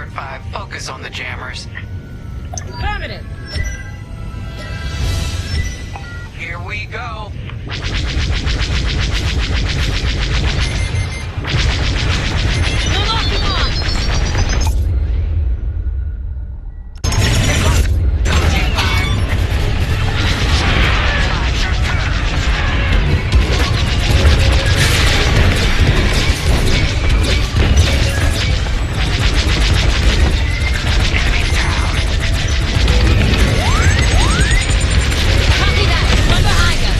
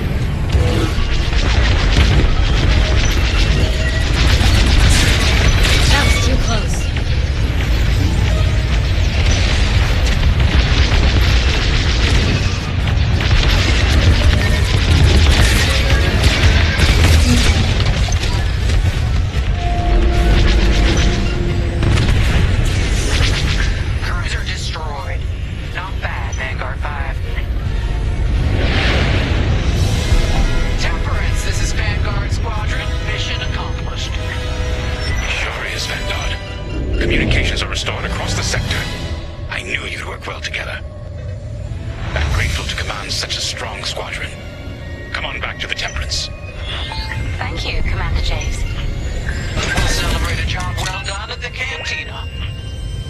Come on, Vanguard, let's get out of here.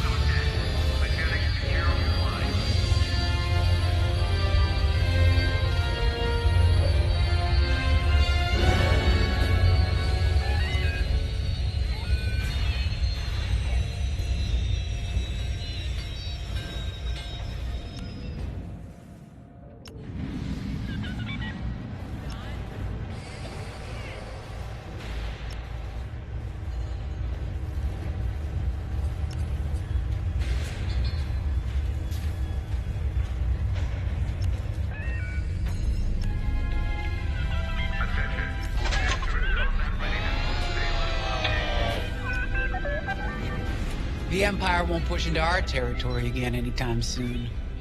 Thanks to our new pilot. Yeah, and thanks to the rest of us. This isn't a race, all right? We're a team. You're right, Gunny. But still, nice flying out there.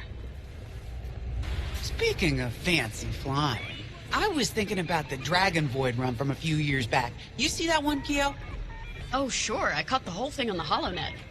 Yeah, me too. I watched the entire thing, but for the life of me, I can't recall who won. I think it was one of the Ash twins. No, wait. Dylan Booth. Yeah, that's it. Boy, he was something else back then.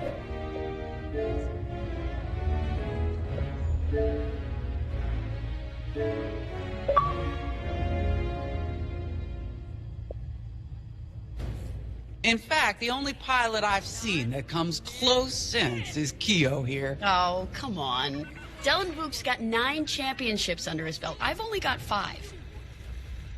Well, fun as this is, Commander Javes has someone special waiting for us in the briefing room. Let's get in there and find out what's next. Commander's waiting.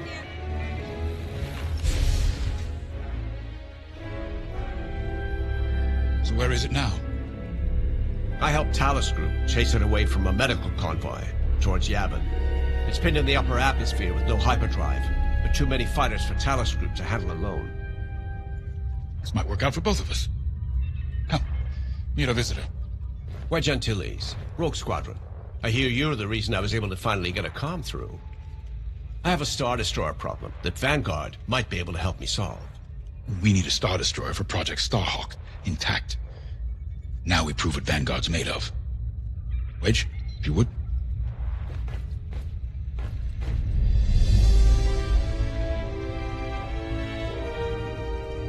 As you may have overheard, Talus Group has cornered the Imperial Star Destroyer Victorum above the planet Yavin. They're in tough, but it's presented a great opportunity for us to jump in and not only disable that Star Destroyer, but to seize control. So first, we need to give ourselves some cover by knocking out the turrets. Naturally, if we can also take out the targeting system, that'll buy us even more time. Next, we need to prepare the Star Destroyer for boarding. You'll need to find a potential breach point in the Victorum's hull, preferably near the bridge. Once you find a good spot, bombard it until the hull is breached. However, we can expect that the Victorum still has plenty of TIE fighters. They will try to stop us. Once the skies are clear, we can bring in the boarding team. While our troops capture the bridge, Vanguard will defend the exterior from reinforcements. Once the boarding team has seized the bridge and is in control of the Star Destroyer, we'll rendezvous with the Temperance. Okay, I think I accidentally made stealing a Star Destroyer sound simple. Let's hope it is.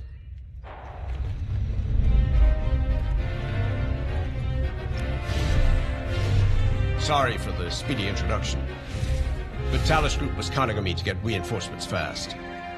Your commander says you have talent. Enough to steal a Star Destroyer and get away with it. Normally, I'd have Rogue Squadron for this, but General Syndulla gave me a temporary assignment to Project Starhawk. Meanwhile, Rogue is handling, well, that's classified too. General Syndulla keeps us busy. Your commander and I have something in common. I once flew for the Empire too, at Skystrike Academy. Turning to the Rebellion was the smartest move I ever made. I wish more of my friends had done the same. Look, I appreciate the talk, but Talos Group's waiting for us.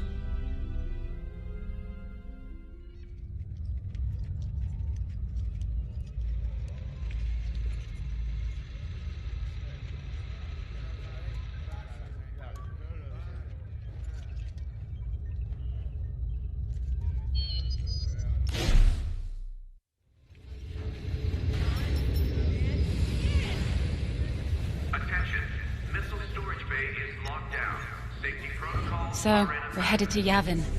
In exalted company, it seems. And now we know Project Starhawk needs an Imperial Star Destroyer. That's enough firepower to tackle a small fleet, or a means to catch the Empire off guard. But that wouldn't warrant all this secrecy. There must be more to the Commander's plan. We'll just have to trust him. Too bad there isn't an easier way to get what we need. Even a damaged Star Destroyer has deck upon deck of Durasteel plating, turrets, shields. My poor bigoted father called Star Destroyers the fists of the Empire. He wasn't wrong. But they can be beaten. If you're good and lucky. Let's stay optimistic. To Yavin then. Let's not delay.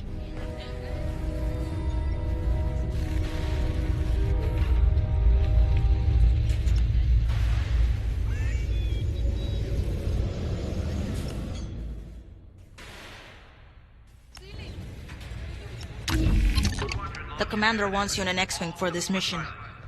Got you outfitted with ion missiles. They disable enemy fighters and they'll disable subsystems on enemy capital ships too.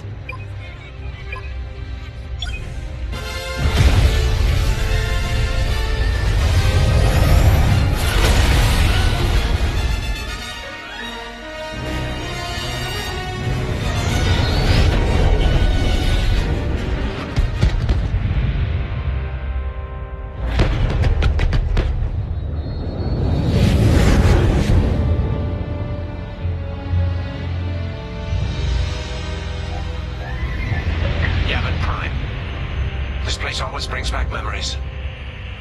Let's hope for some of that Skywalker luck today. All right, ready, Vanguard? We're heading for the heart of the action. Vanguard, follow his lead.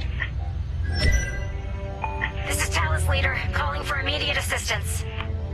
Captain Antilles with Vanguard Squadron.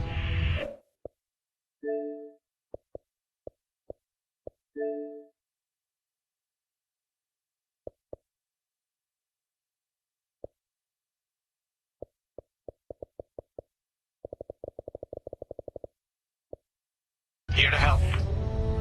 It's damn good to see you, Wedge. We've taken heavy losses. We need that Star Destroyer stopped. Don't you worry.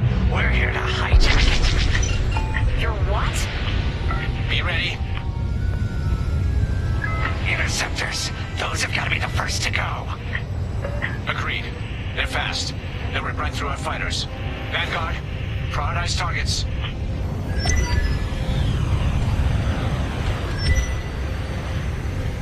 I'm with you.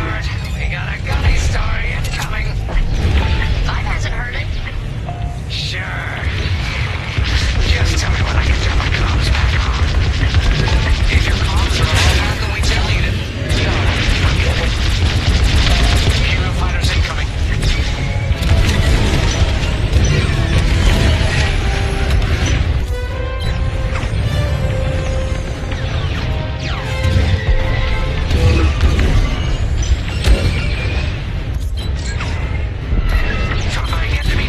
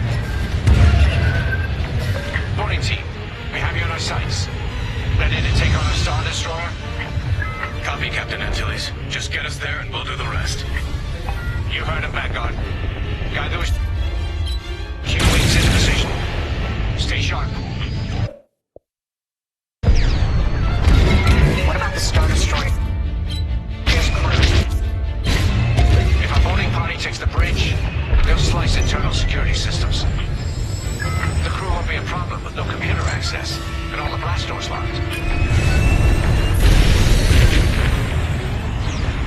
We've got an Imperial carrier. They're launching reinforcements.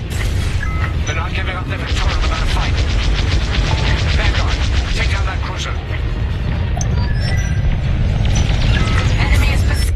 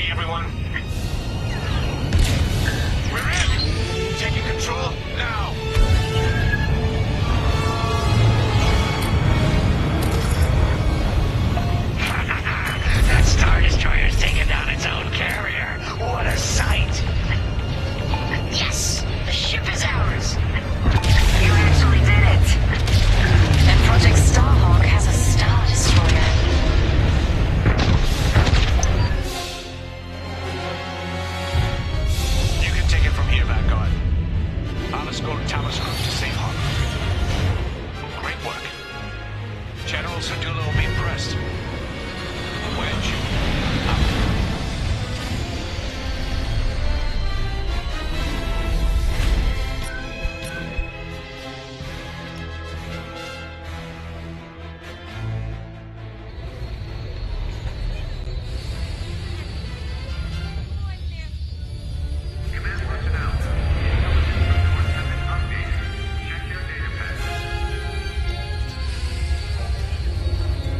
Now the Empire's gonna want that Star Destroyer back. Good. Let's see them try and take it. You know, back home, after the Empire invaded Mimbin, we stole an armored transport hauler full of scout walkers. When the Empire came looking for them, we just turned the walkers against them. Had a real good time. I'm guessing the commander has something similar in mind for this Star Destroyer. Right? Otherwise, what's the point? At least Wedge picked the right team for the job, huh? Those slackers in Alphabet Squadron would still be fapping around at Yavin. Enough yapping. Time to check with the commander and see what's next.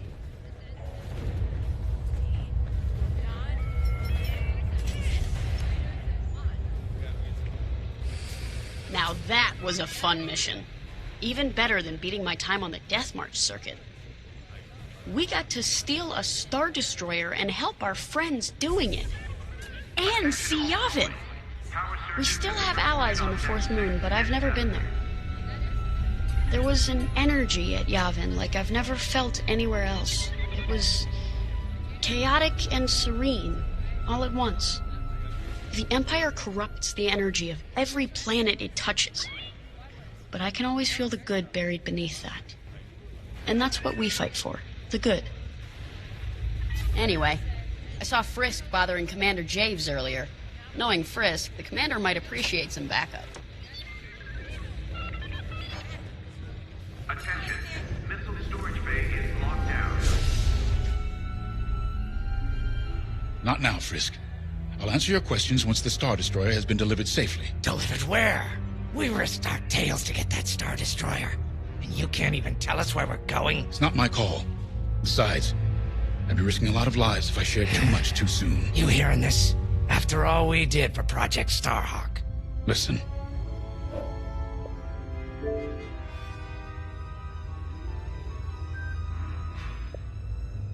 All I can tell you is the basics. Landed. Our soldiers on the Star Destroyer Victorum just sent a code yellow. Now? Damn. Call in Vanguard for immediate briefing. Ah, heck. It was just getting good.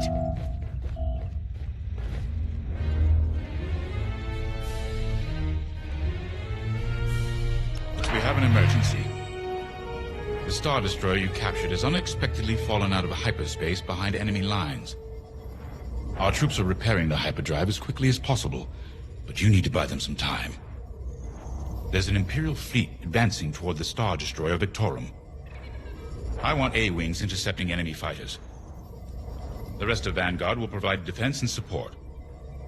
I know Imperial protocol better than most.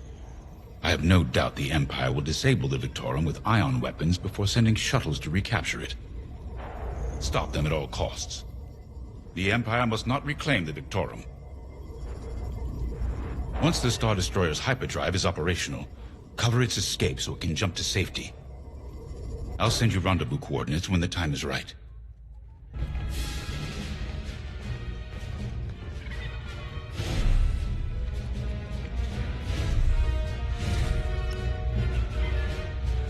This is my fault.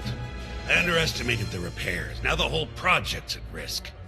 Hyperdrives break, Otto. It's not your fault. They should have suggested you send more engineers to Yavin. Then this never would have happened. It's fine. Vanguard is ready. They'll get there in time. Won't you? I know, but I'll reach out to Hosnian Prime and requisition a few more engineers. Just in case. Get moving, pilot.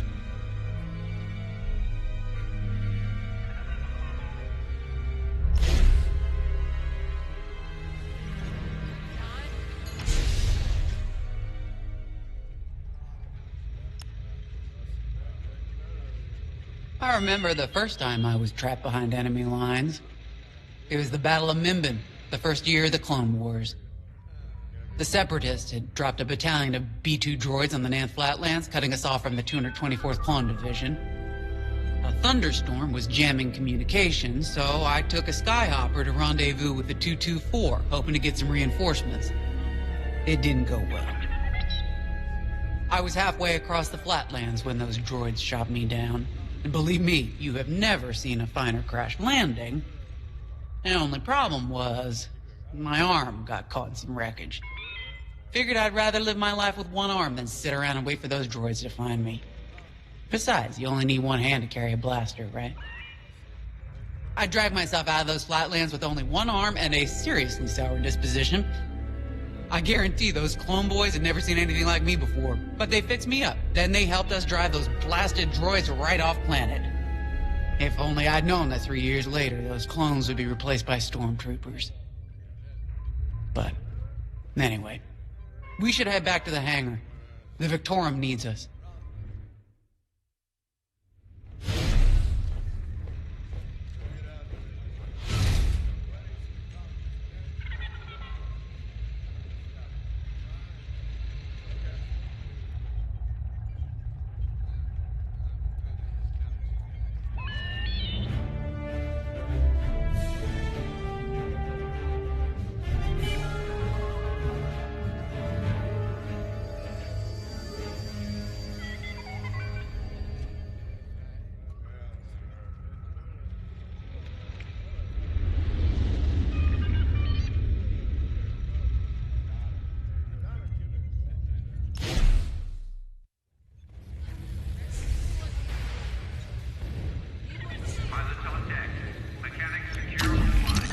A-Wings go as fast as you can fly them.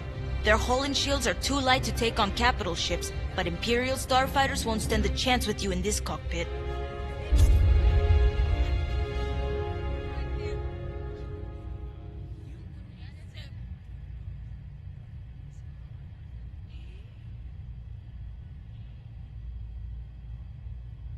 We have a few options to make your TIE hunting more efficient. Big fan of the rapid-fire lasers and barrage rockets myself. You know how to pick them.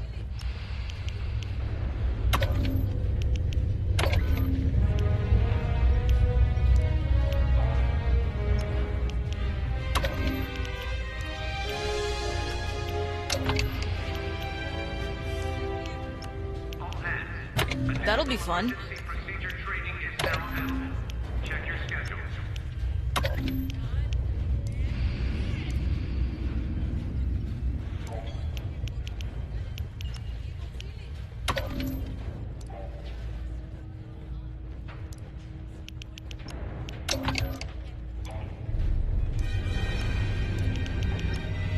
Guaranteed to satisfy.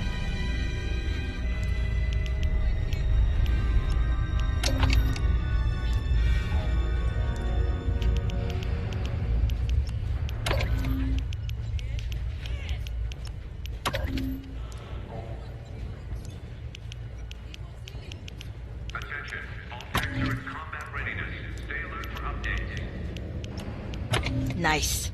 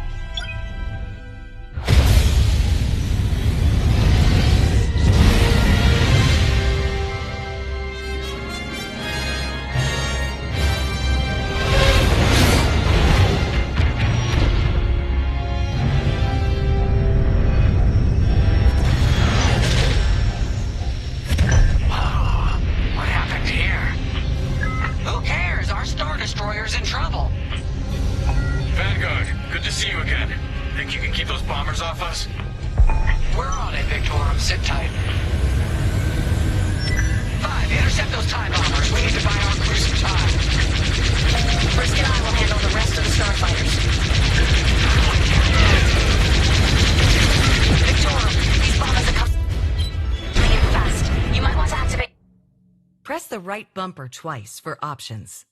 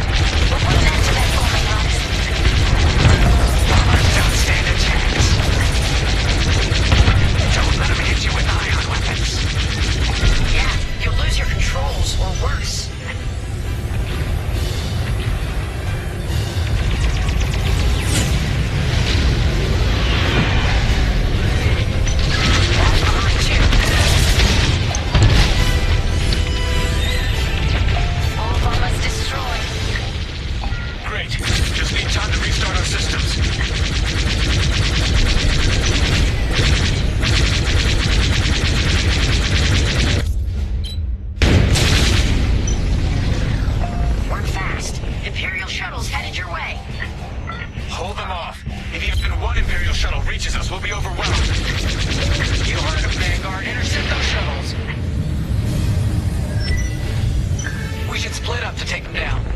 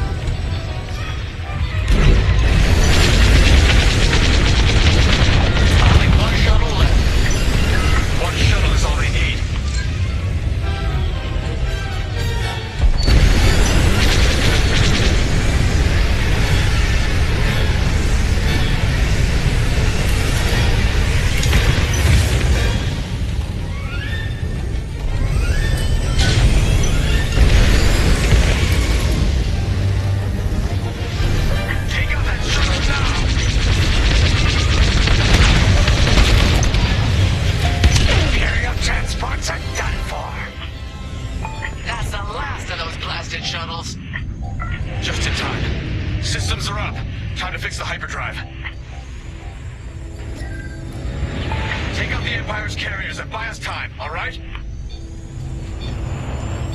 I'm calling in Y-Wing support. They'll lead a bombing run on those carriers. Don't let any TIE fighters near them.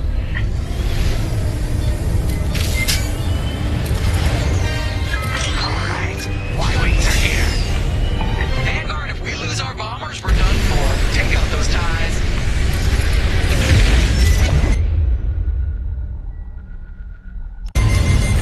I'm breaking off to intercept their fighters. I'm in formation. Watch your tails, those TIEs have missiles.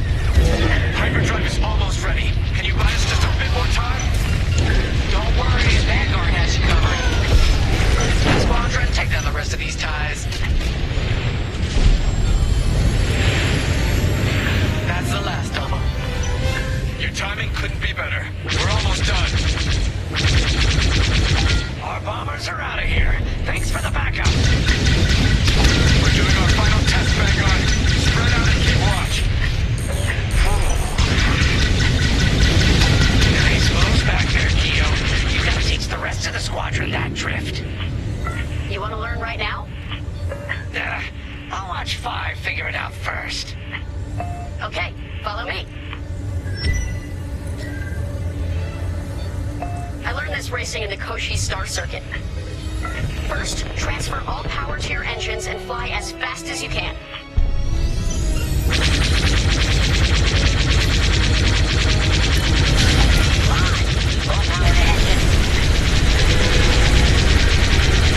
Press the right bumper twice for options.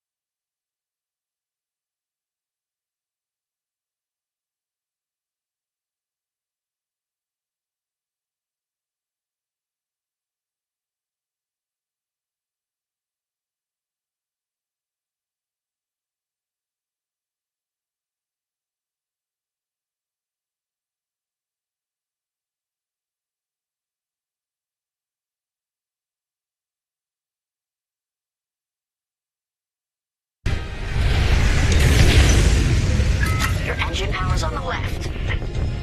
Yes! Now we're gonna buzz the bridge of the big portal. Be ready to boost. Boost is ready. Launch it. When you're ready, turn as hard as you can, then hold the booster to cut your engines. Try again, 5. I believe in you.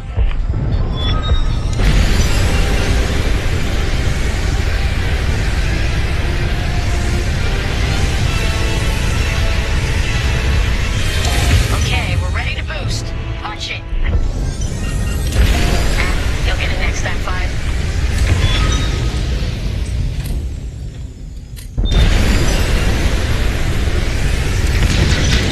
Okay, we're ready to boost.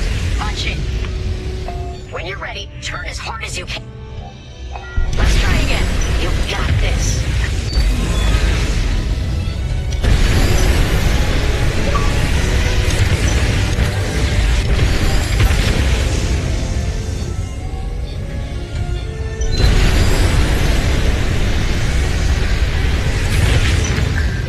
Ready, punch it.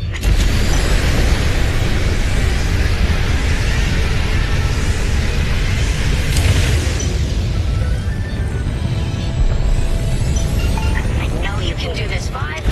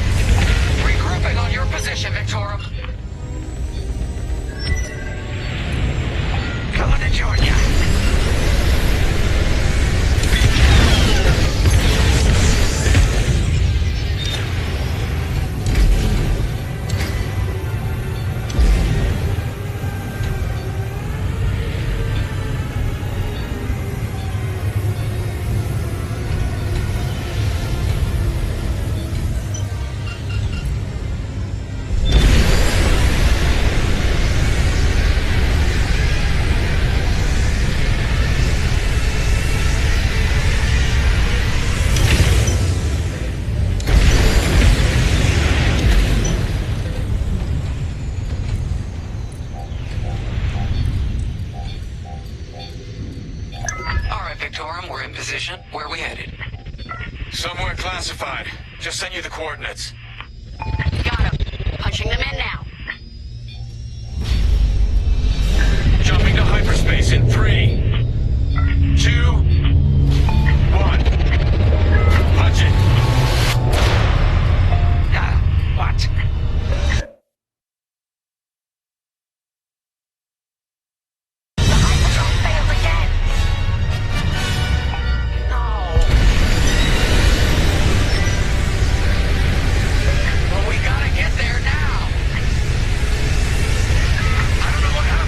Everything was fine, and then our systems just shut down.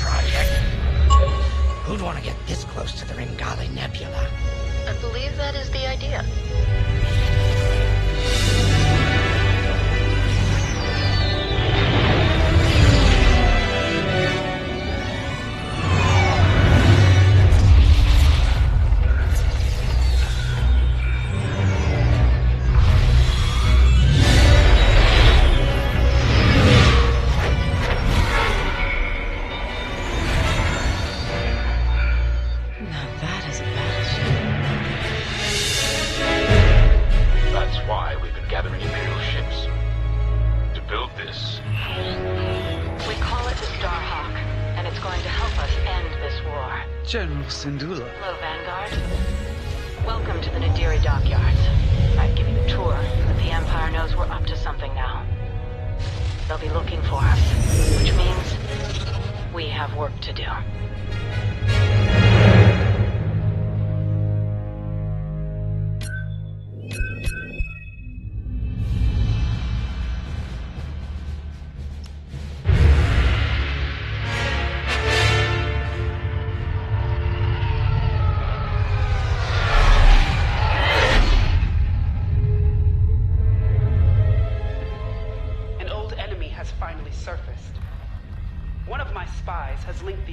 On our Star Destroyers with the New Republic Starhawk project. The common factor is Lyndon James. You knew James better than anyone, Captain Carroll. If I had, I'd have destroyed him before he betrayed us at Fostar Haven. Then this is your second chance. The rebels are keeping a low profile. Take Titan Squadron, hunt down this Starhawk, and eliminate it. Gladly, Admiral Sloan. But if I may ask, there's a particular pilot I'd like to requisition.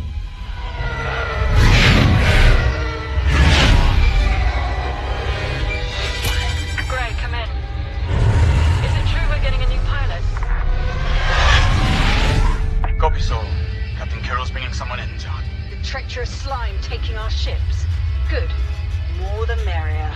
Easy, Von Reg. Remember the last time you lost your cool?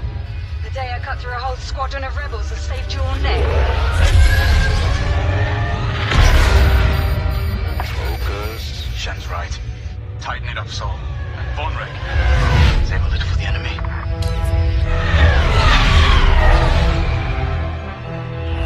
Overseer to Titan, finish your inspection.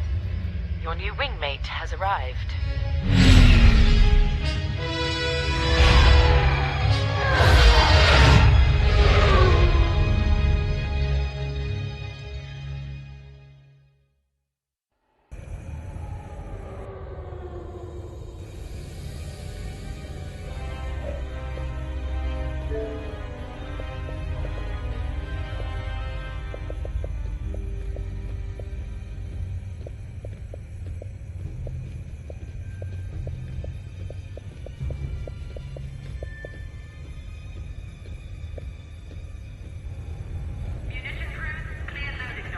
So, you're our new wingmate. Welcome to Titan Squadron. I'm Varco Gray, Squadron Leader. I think they're waiting for you in the briefing room. Better make a good first impression.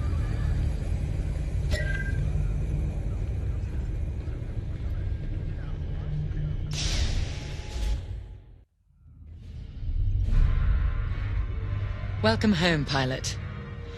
It feels like a lifetime since Fostar Haven, doesn't it? One fool betrays his squadron, and loyal officers like us are reassigned in disgrace. I heard they sent you to the Outer Rim.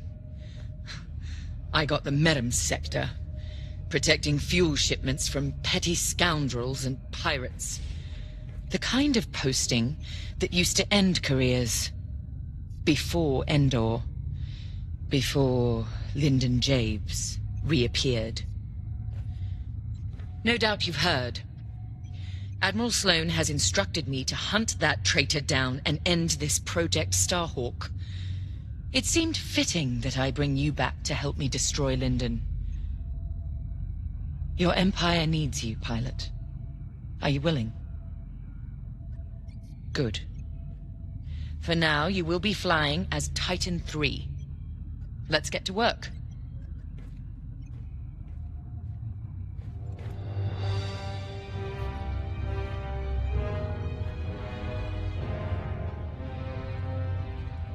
We should begin. One of our spies, Agent Thorne, has discovered vital intelligence on Project Starhawk. Your mission is to extract her from an orbital outpost above Hosnian Prime. Your job is to secure the outpost for our extraction team, who will arrive aboard the shuttle Gladius. Behind enemy lines, you must be precise and swift. We have no room for error, Titan. To gain access, you'll have to eliminate perimeter defenses. Intelligence reports missile platforms defending Hosnian space. Destroy them. The outpost itself is protected by turbo laser cannons on all sides. Evade and eliminate them all. When you've secured the area, you will escort the Gladius to the outpost, and our extraction team will acquire Agent Thorn. Once Thorn is secure, reach your Gozanti cruisers and return to the Overseer. Do not lose our spy under any circumstances. That is all.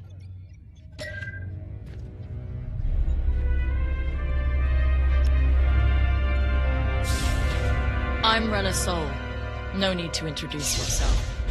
I've already reviewed your service record. It's been a long time since you were on the front lines. In days past, a mission like ours would have been afforded every possible resource. Unfortunately, times are tight since Endor. In one battle, we lost our Emperor and gained 100 warring factions. If only Emperor Palpatine hadn't dissolved the Imperial Senate. At least then, senators, like my parents, could have maintained order after Endor. But no. Not that I question the Emperor's decision, of course. But now that he's gone, we must look to the future. And reinstating the Senate would help subdue all of this infighting. We can talk later, perhaps?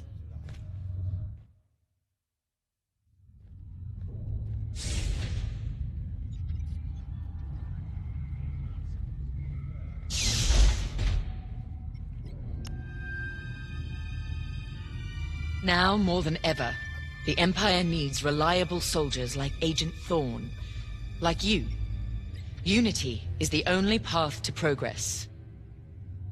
I trust you are aligned with Admiral Sloane's vision for the Empire. We cannot afford to fracture. Not after Endor. This mission is a vital step towards dismantling the rebellion. And they are a rebellion. Don't be fooled by their new name. The New Republic will fall, just like the last one. It's time for you to play your part. Get to the hangar. Ready your ship.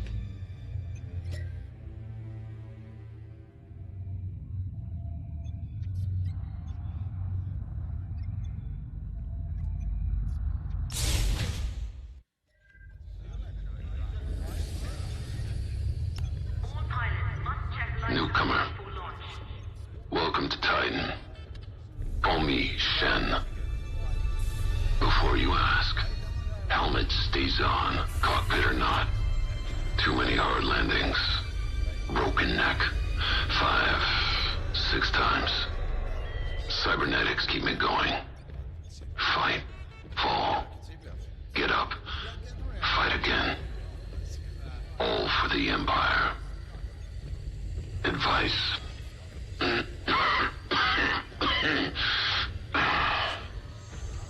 Don't annoy Von Rack. Good talk. Another time.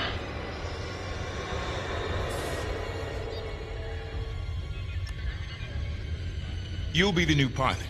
Sergeant Wade, chief mechanic and head of the hangar crew. Don't see the appeal in flying myself, but I've been working on TIE since they rolled off the assembly line. Your fight is in good hands. The Overseer saw some action at Pothor and JL, but it's had a complete inspection and overhaul for this mission, Admiral Sloane's orders. And on my orders, every tie in this hangar has been serviced and test flown. Tighten half the rivets myself. We're ready. Gotta say, I don't know how you and Titan cope out there. No shields or life support, just hull plating between you and space. It must build character. Never met a TIE pilot who backed down from any challenge, shields or not. I've prepared your starfighter to match the latest Imperial guidelines. But if you've got a preferred component or need something customized, I'll take care of it. Just say the word. Your TIE fighter's ready. Good flying.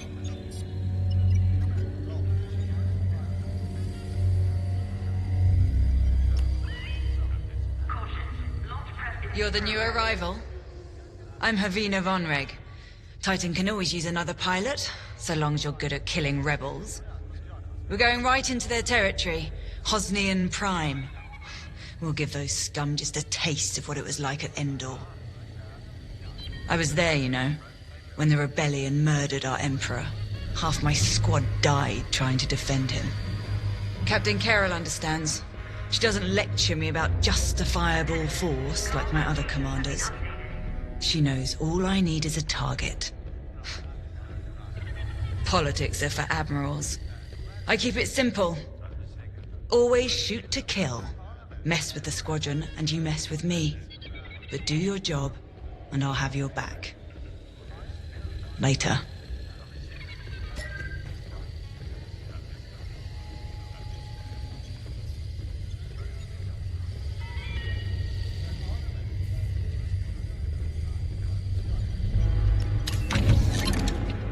The TIE Fighter.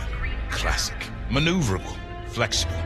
Can't take much direct fire, but that's no problem for a skilled pilot. Your loadout, however, is not standard. And again, neither are any of Titan Squadron's missions.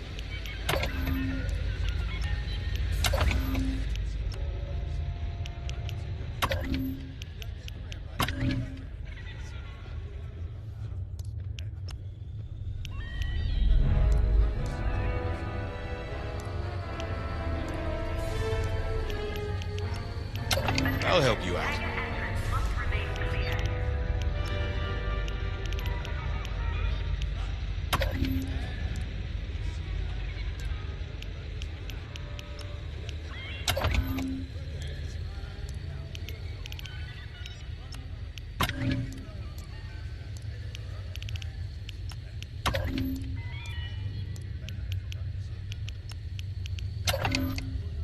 You have a good eye.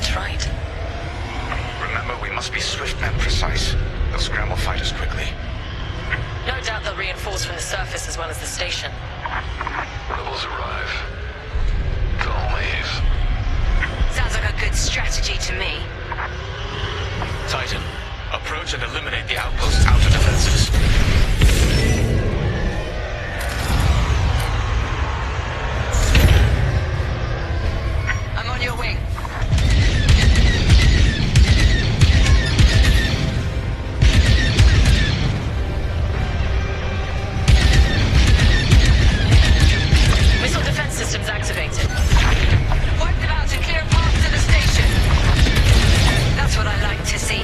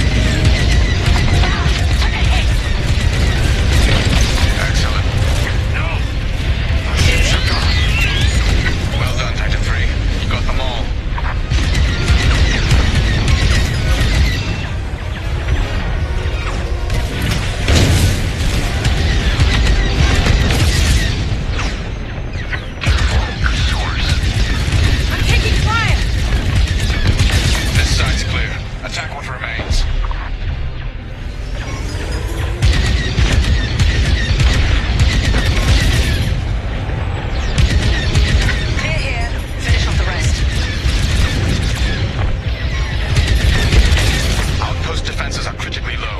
Keep it up. We're with you.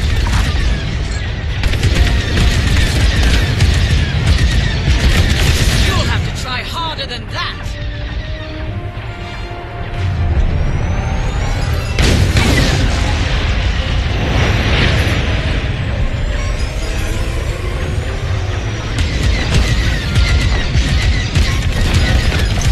The outpost is defenseless. Titan, this is Shuttle Gladius, inbound for extraction. We read you, Gladius. Titan will rendezvous at these coordinates. I'm in formation. Thin the herd if you have to.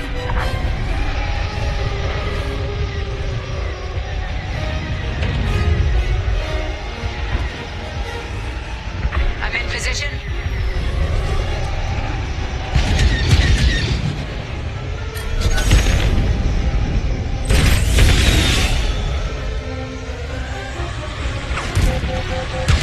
Closing in on you, Titan Squadron.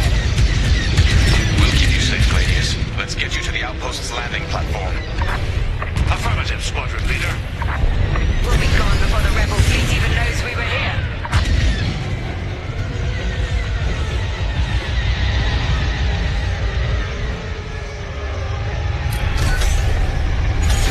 Heads up, Squadron. Enemy A-wings are deploying from the station. Don't let them intercept our shuttle. Defend the shuttle. Fighters inbound. Check real proximity.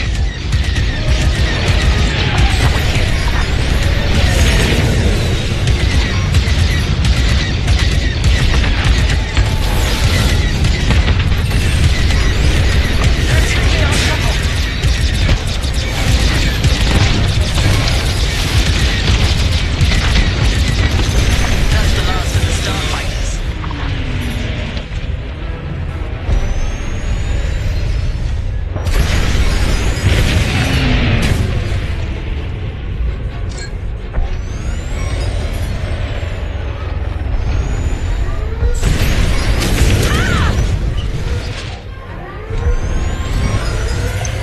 We've reached the station. Initiating extraction. Imperial shuttle has landed. They're storming the outpost. Squadron, we're en route to Agent Thorne's location. Stand by.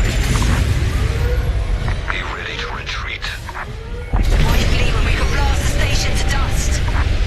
Escaping with Agent Thorne is Captain Carroll's strategy. We gain nothing by destroying a single outpost. More enemy fighters inbound. They've come from the surface. Only to die in space. Shoot them all down.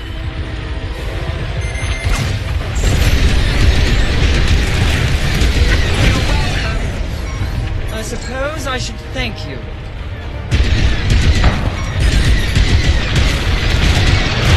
That's the way.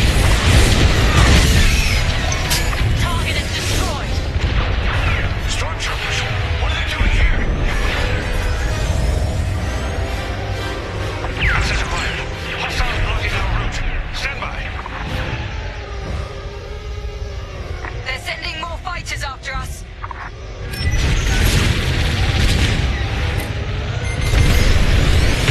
You're under pursuit. On your wing.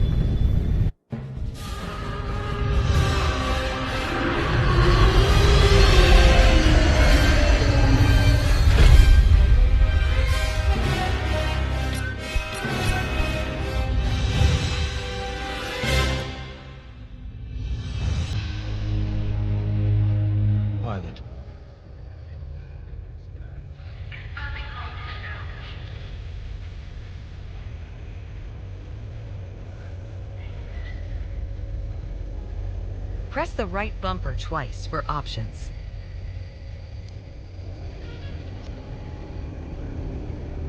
When Captain Carroll said she was bringing in one more pilot, I didn't know what to expect. I've been flying a long time. This wouldn't be the first squadron I've seen compromised by nepotism. But you did well today, pilot. Most spy extractions end with significantly more casualties. If the team had any reservations about you joining Titan Squadron, you certainly put them to rest. Now let's go. Captain Carroll is waiting.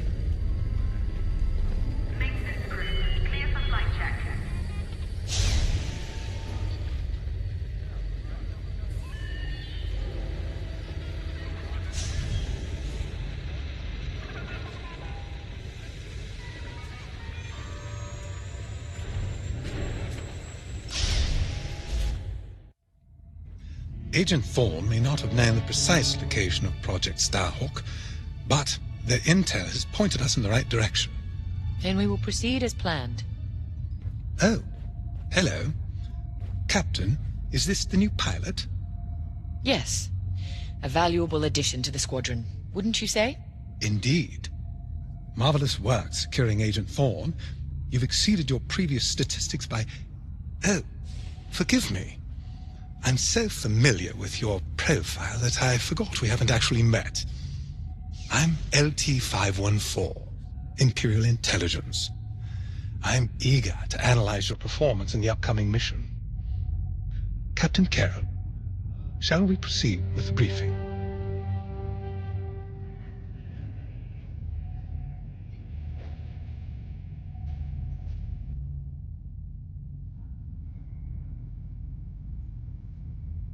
The briefing is about to start. Agent Thorne's intel has paid off. We've learned that a convoy of New Republic engineers is traveling from Hosnian Prime to Project Starhawk's secret base. Their charted path leads them straight through the contested territory. Agent Thorne's intel has paid off. We've learned that a convoy of New Republic engineers is traveling from Hosnian Prime to Project Starhawk's secret base. Their charted path leads them straight through the contested territory of DeSevro. According to our new information, the convoy will attempt to conceal its presence in a local debris field. Follow the convoy through the wreckage and allow them to jump to hyperspace. We will calculate all possible destinations along their trajectory to find Project Starhawk. You must not be detected. We cannot risk losing this convoy. Local Imperial forces have been advised not to interfere. Once the convoy is clear of the debris, it will leave the system, pointing us toward their hidden headquarters. Once we have their jump vector, return to the Overseer and prepare for immediate redeployment.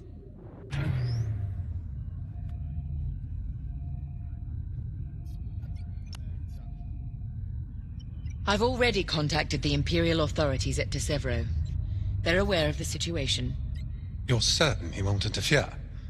My records indicate that Captain Amos is trigger-happy, to say the least. His fleet is already in ruins after initiating several battles that were frankly quite unnecessary. Captain Amos is enthusiastic. I'm hoping he's not a fool. The Empire can't afford to lose assets at this stage in the war. I agree wholeheartedly, Captain. After your impressive work at Hosnian Prime, this should be an effortless mission for you, pilot. Yes. My faith in you was not misplaced. Make sure it stays that way. That will be all.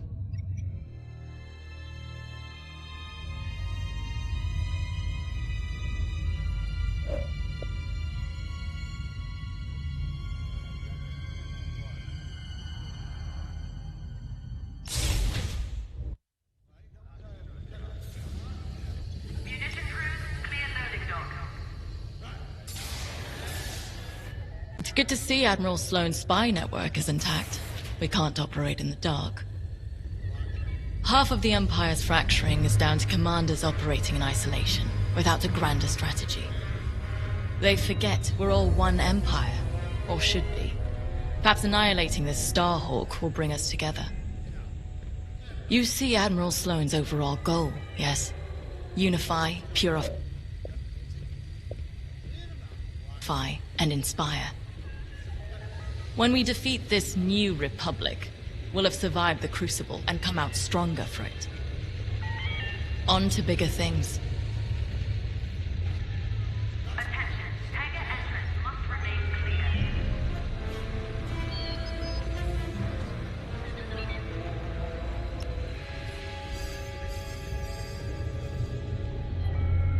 The captain has a personal stake in Project Starhawk, a vendetta with Lyndon James. Take it from me, nothing motivates like betrayal. I've seen too many good pilots. Friends turned traitor. I put them out of their misery, but there's always more out there. Iden Versio, Erica Quell, Lyndon James. They're not just traitors, they're loose ends. Problems to solve once the war is done. We should go.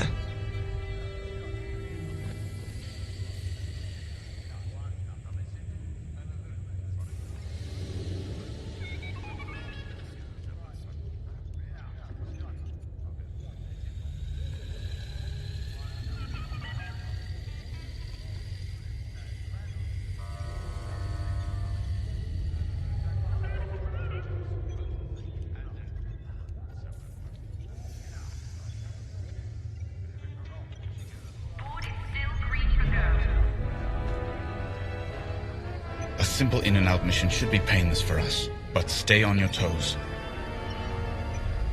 You never know what cheap tricks the rebels will pull.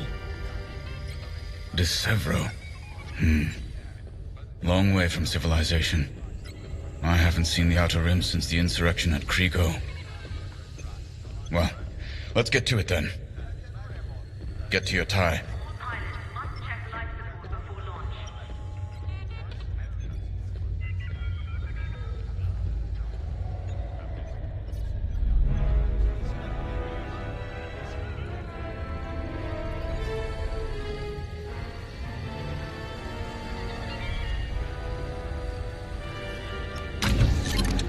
The TIE Reaper's a specialist model, made for utility and squadron support. If the enemy sees one, they know they're in trouble. With this loadout, it's built to disable enemy fighters without...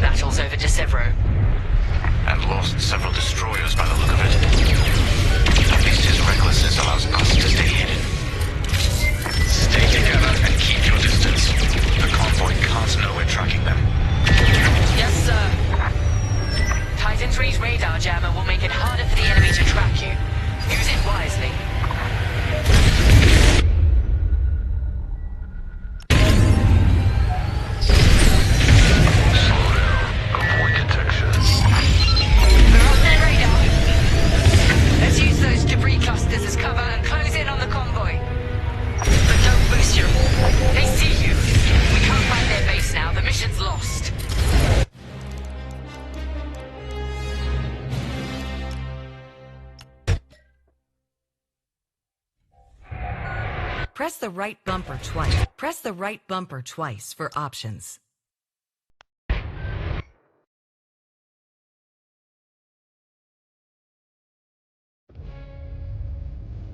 Island.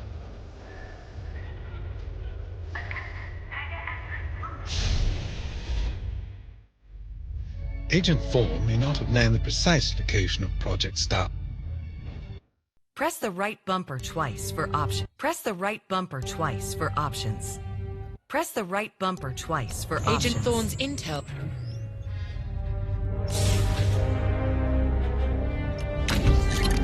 The TIE Reaper's a specialist model, made for utility and squadron support. If the enemy sees one, they know they're...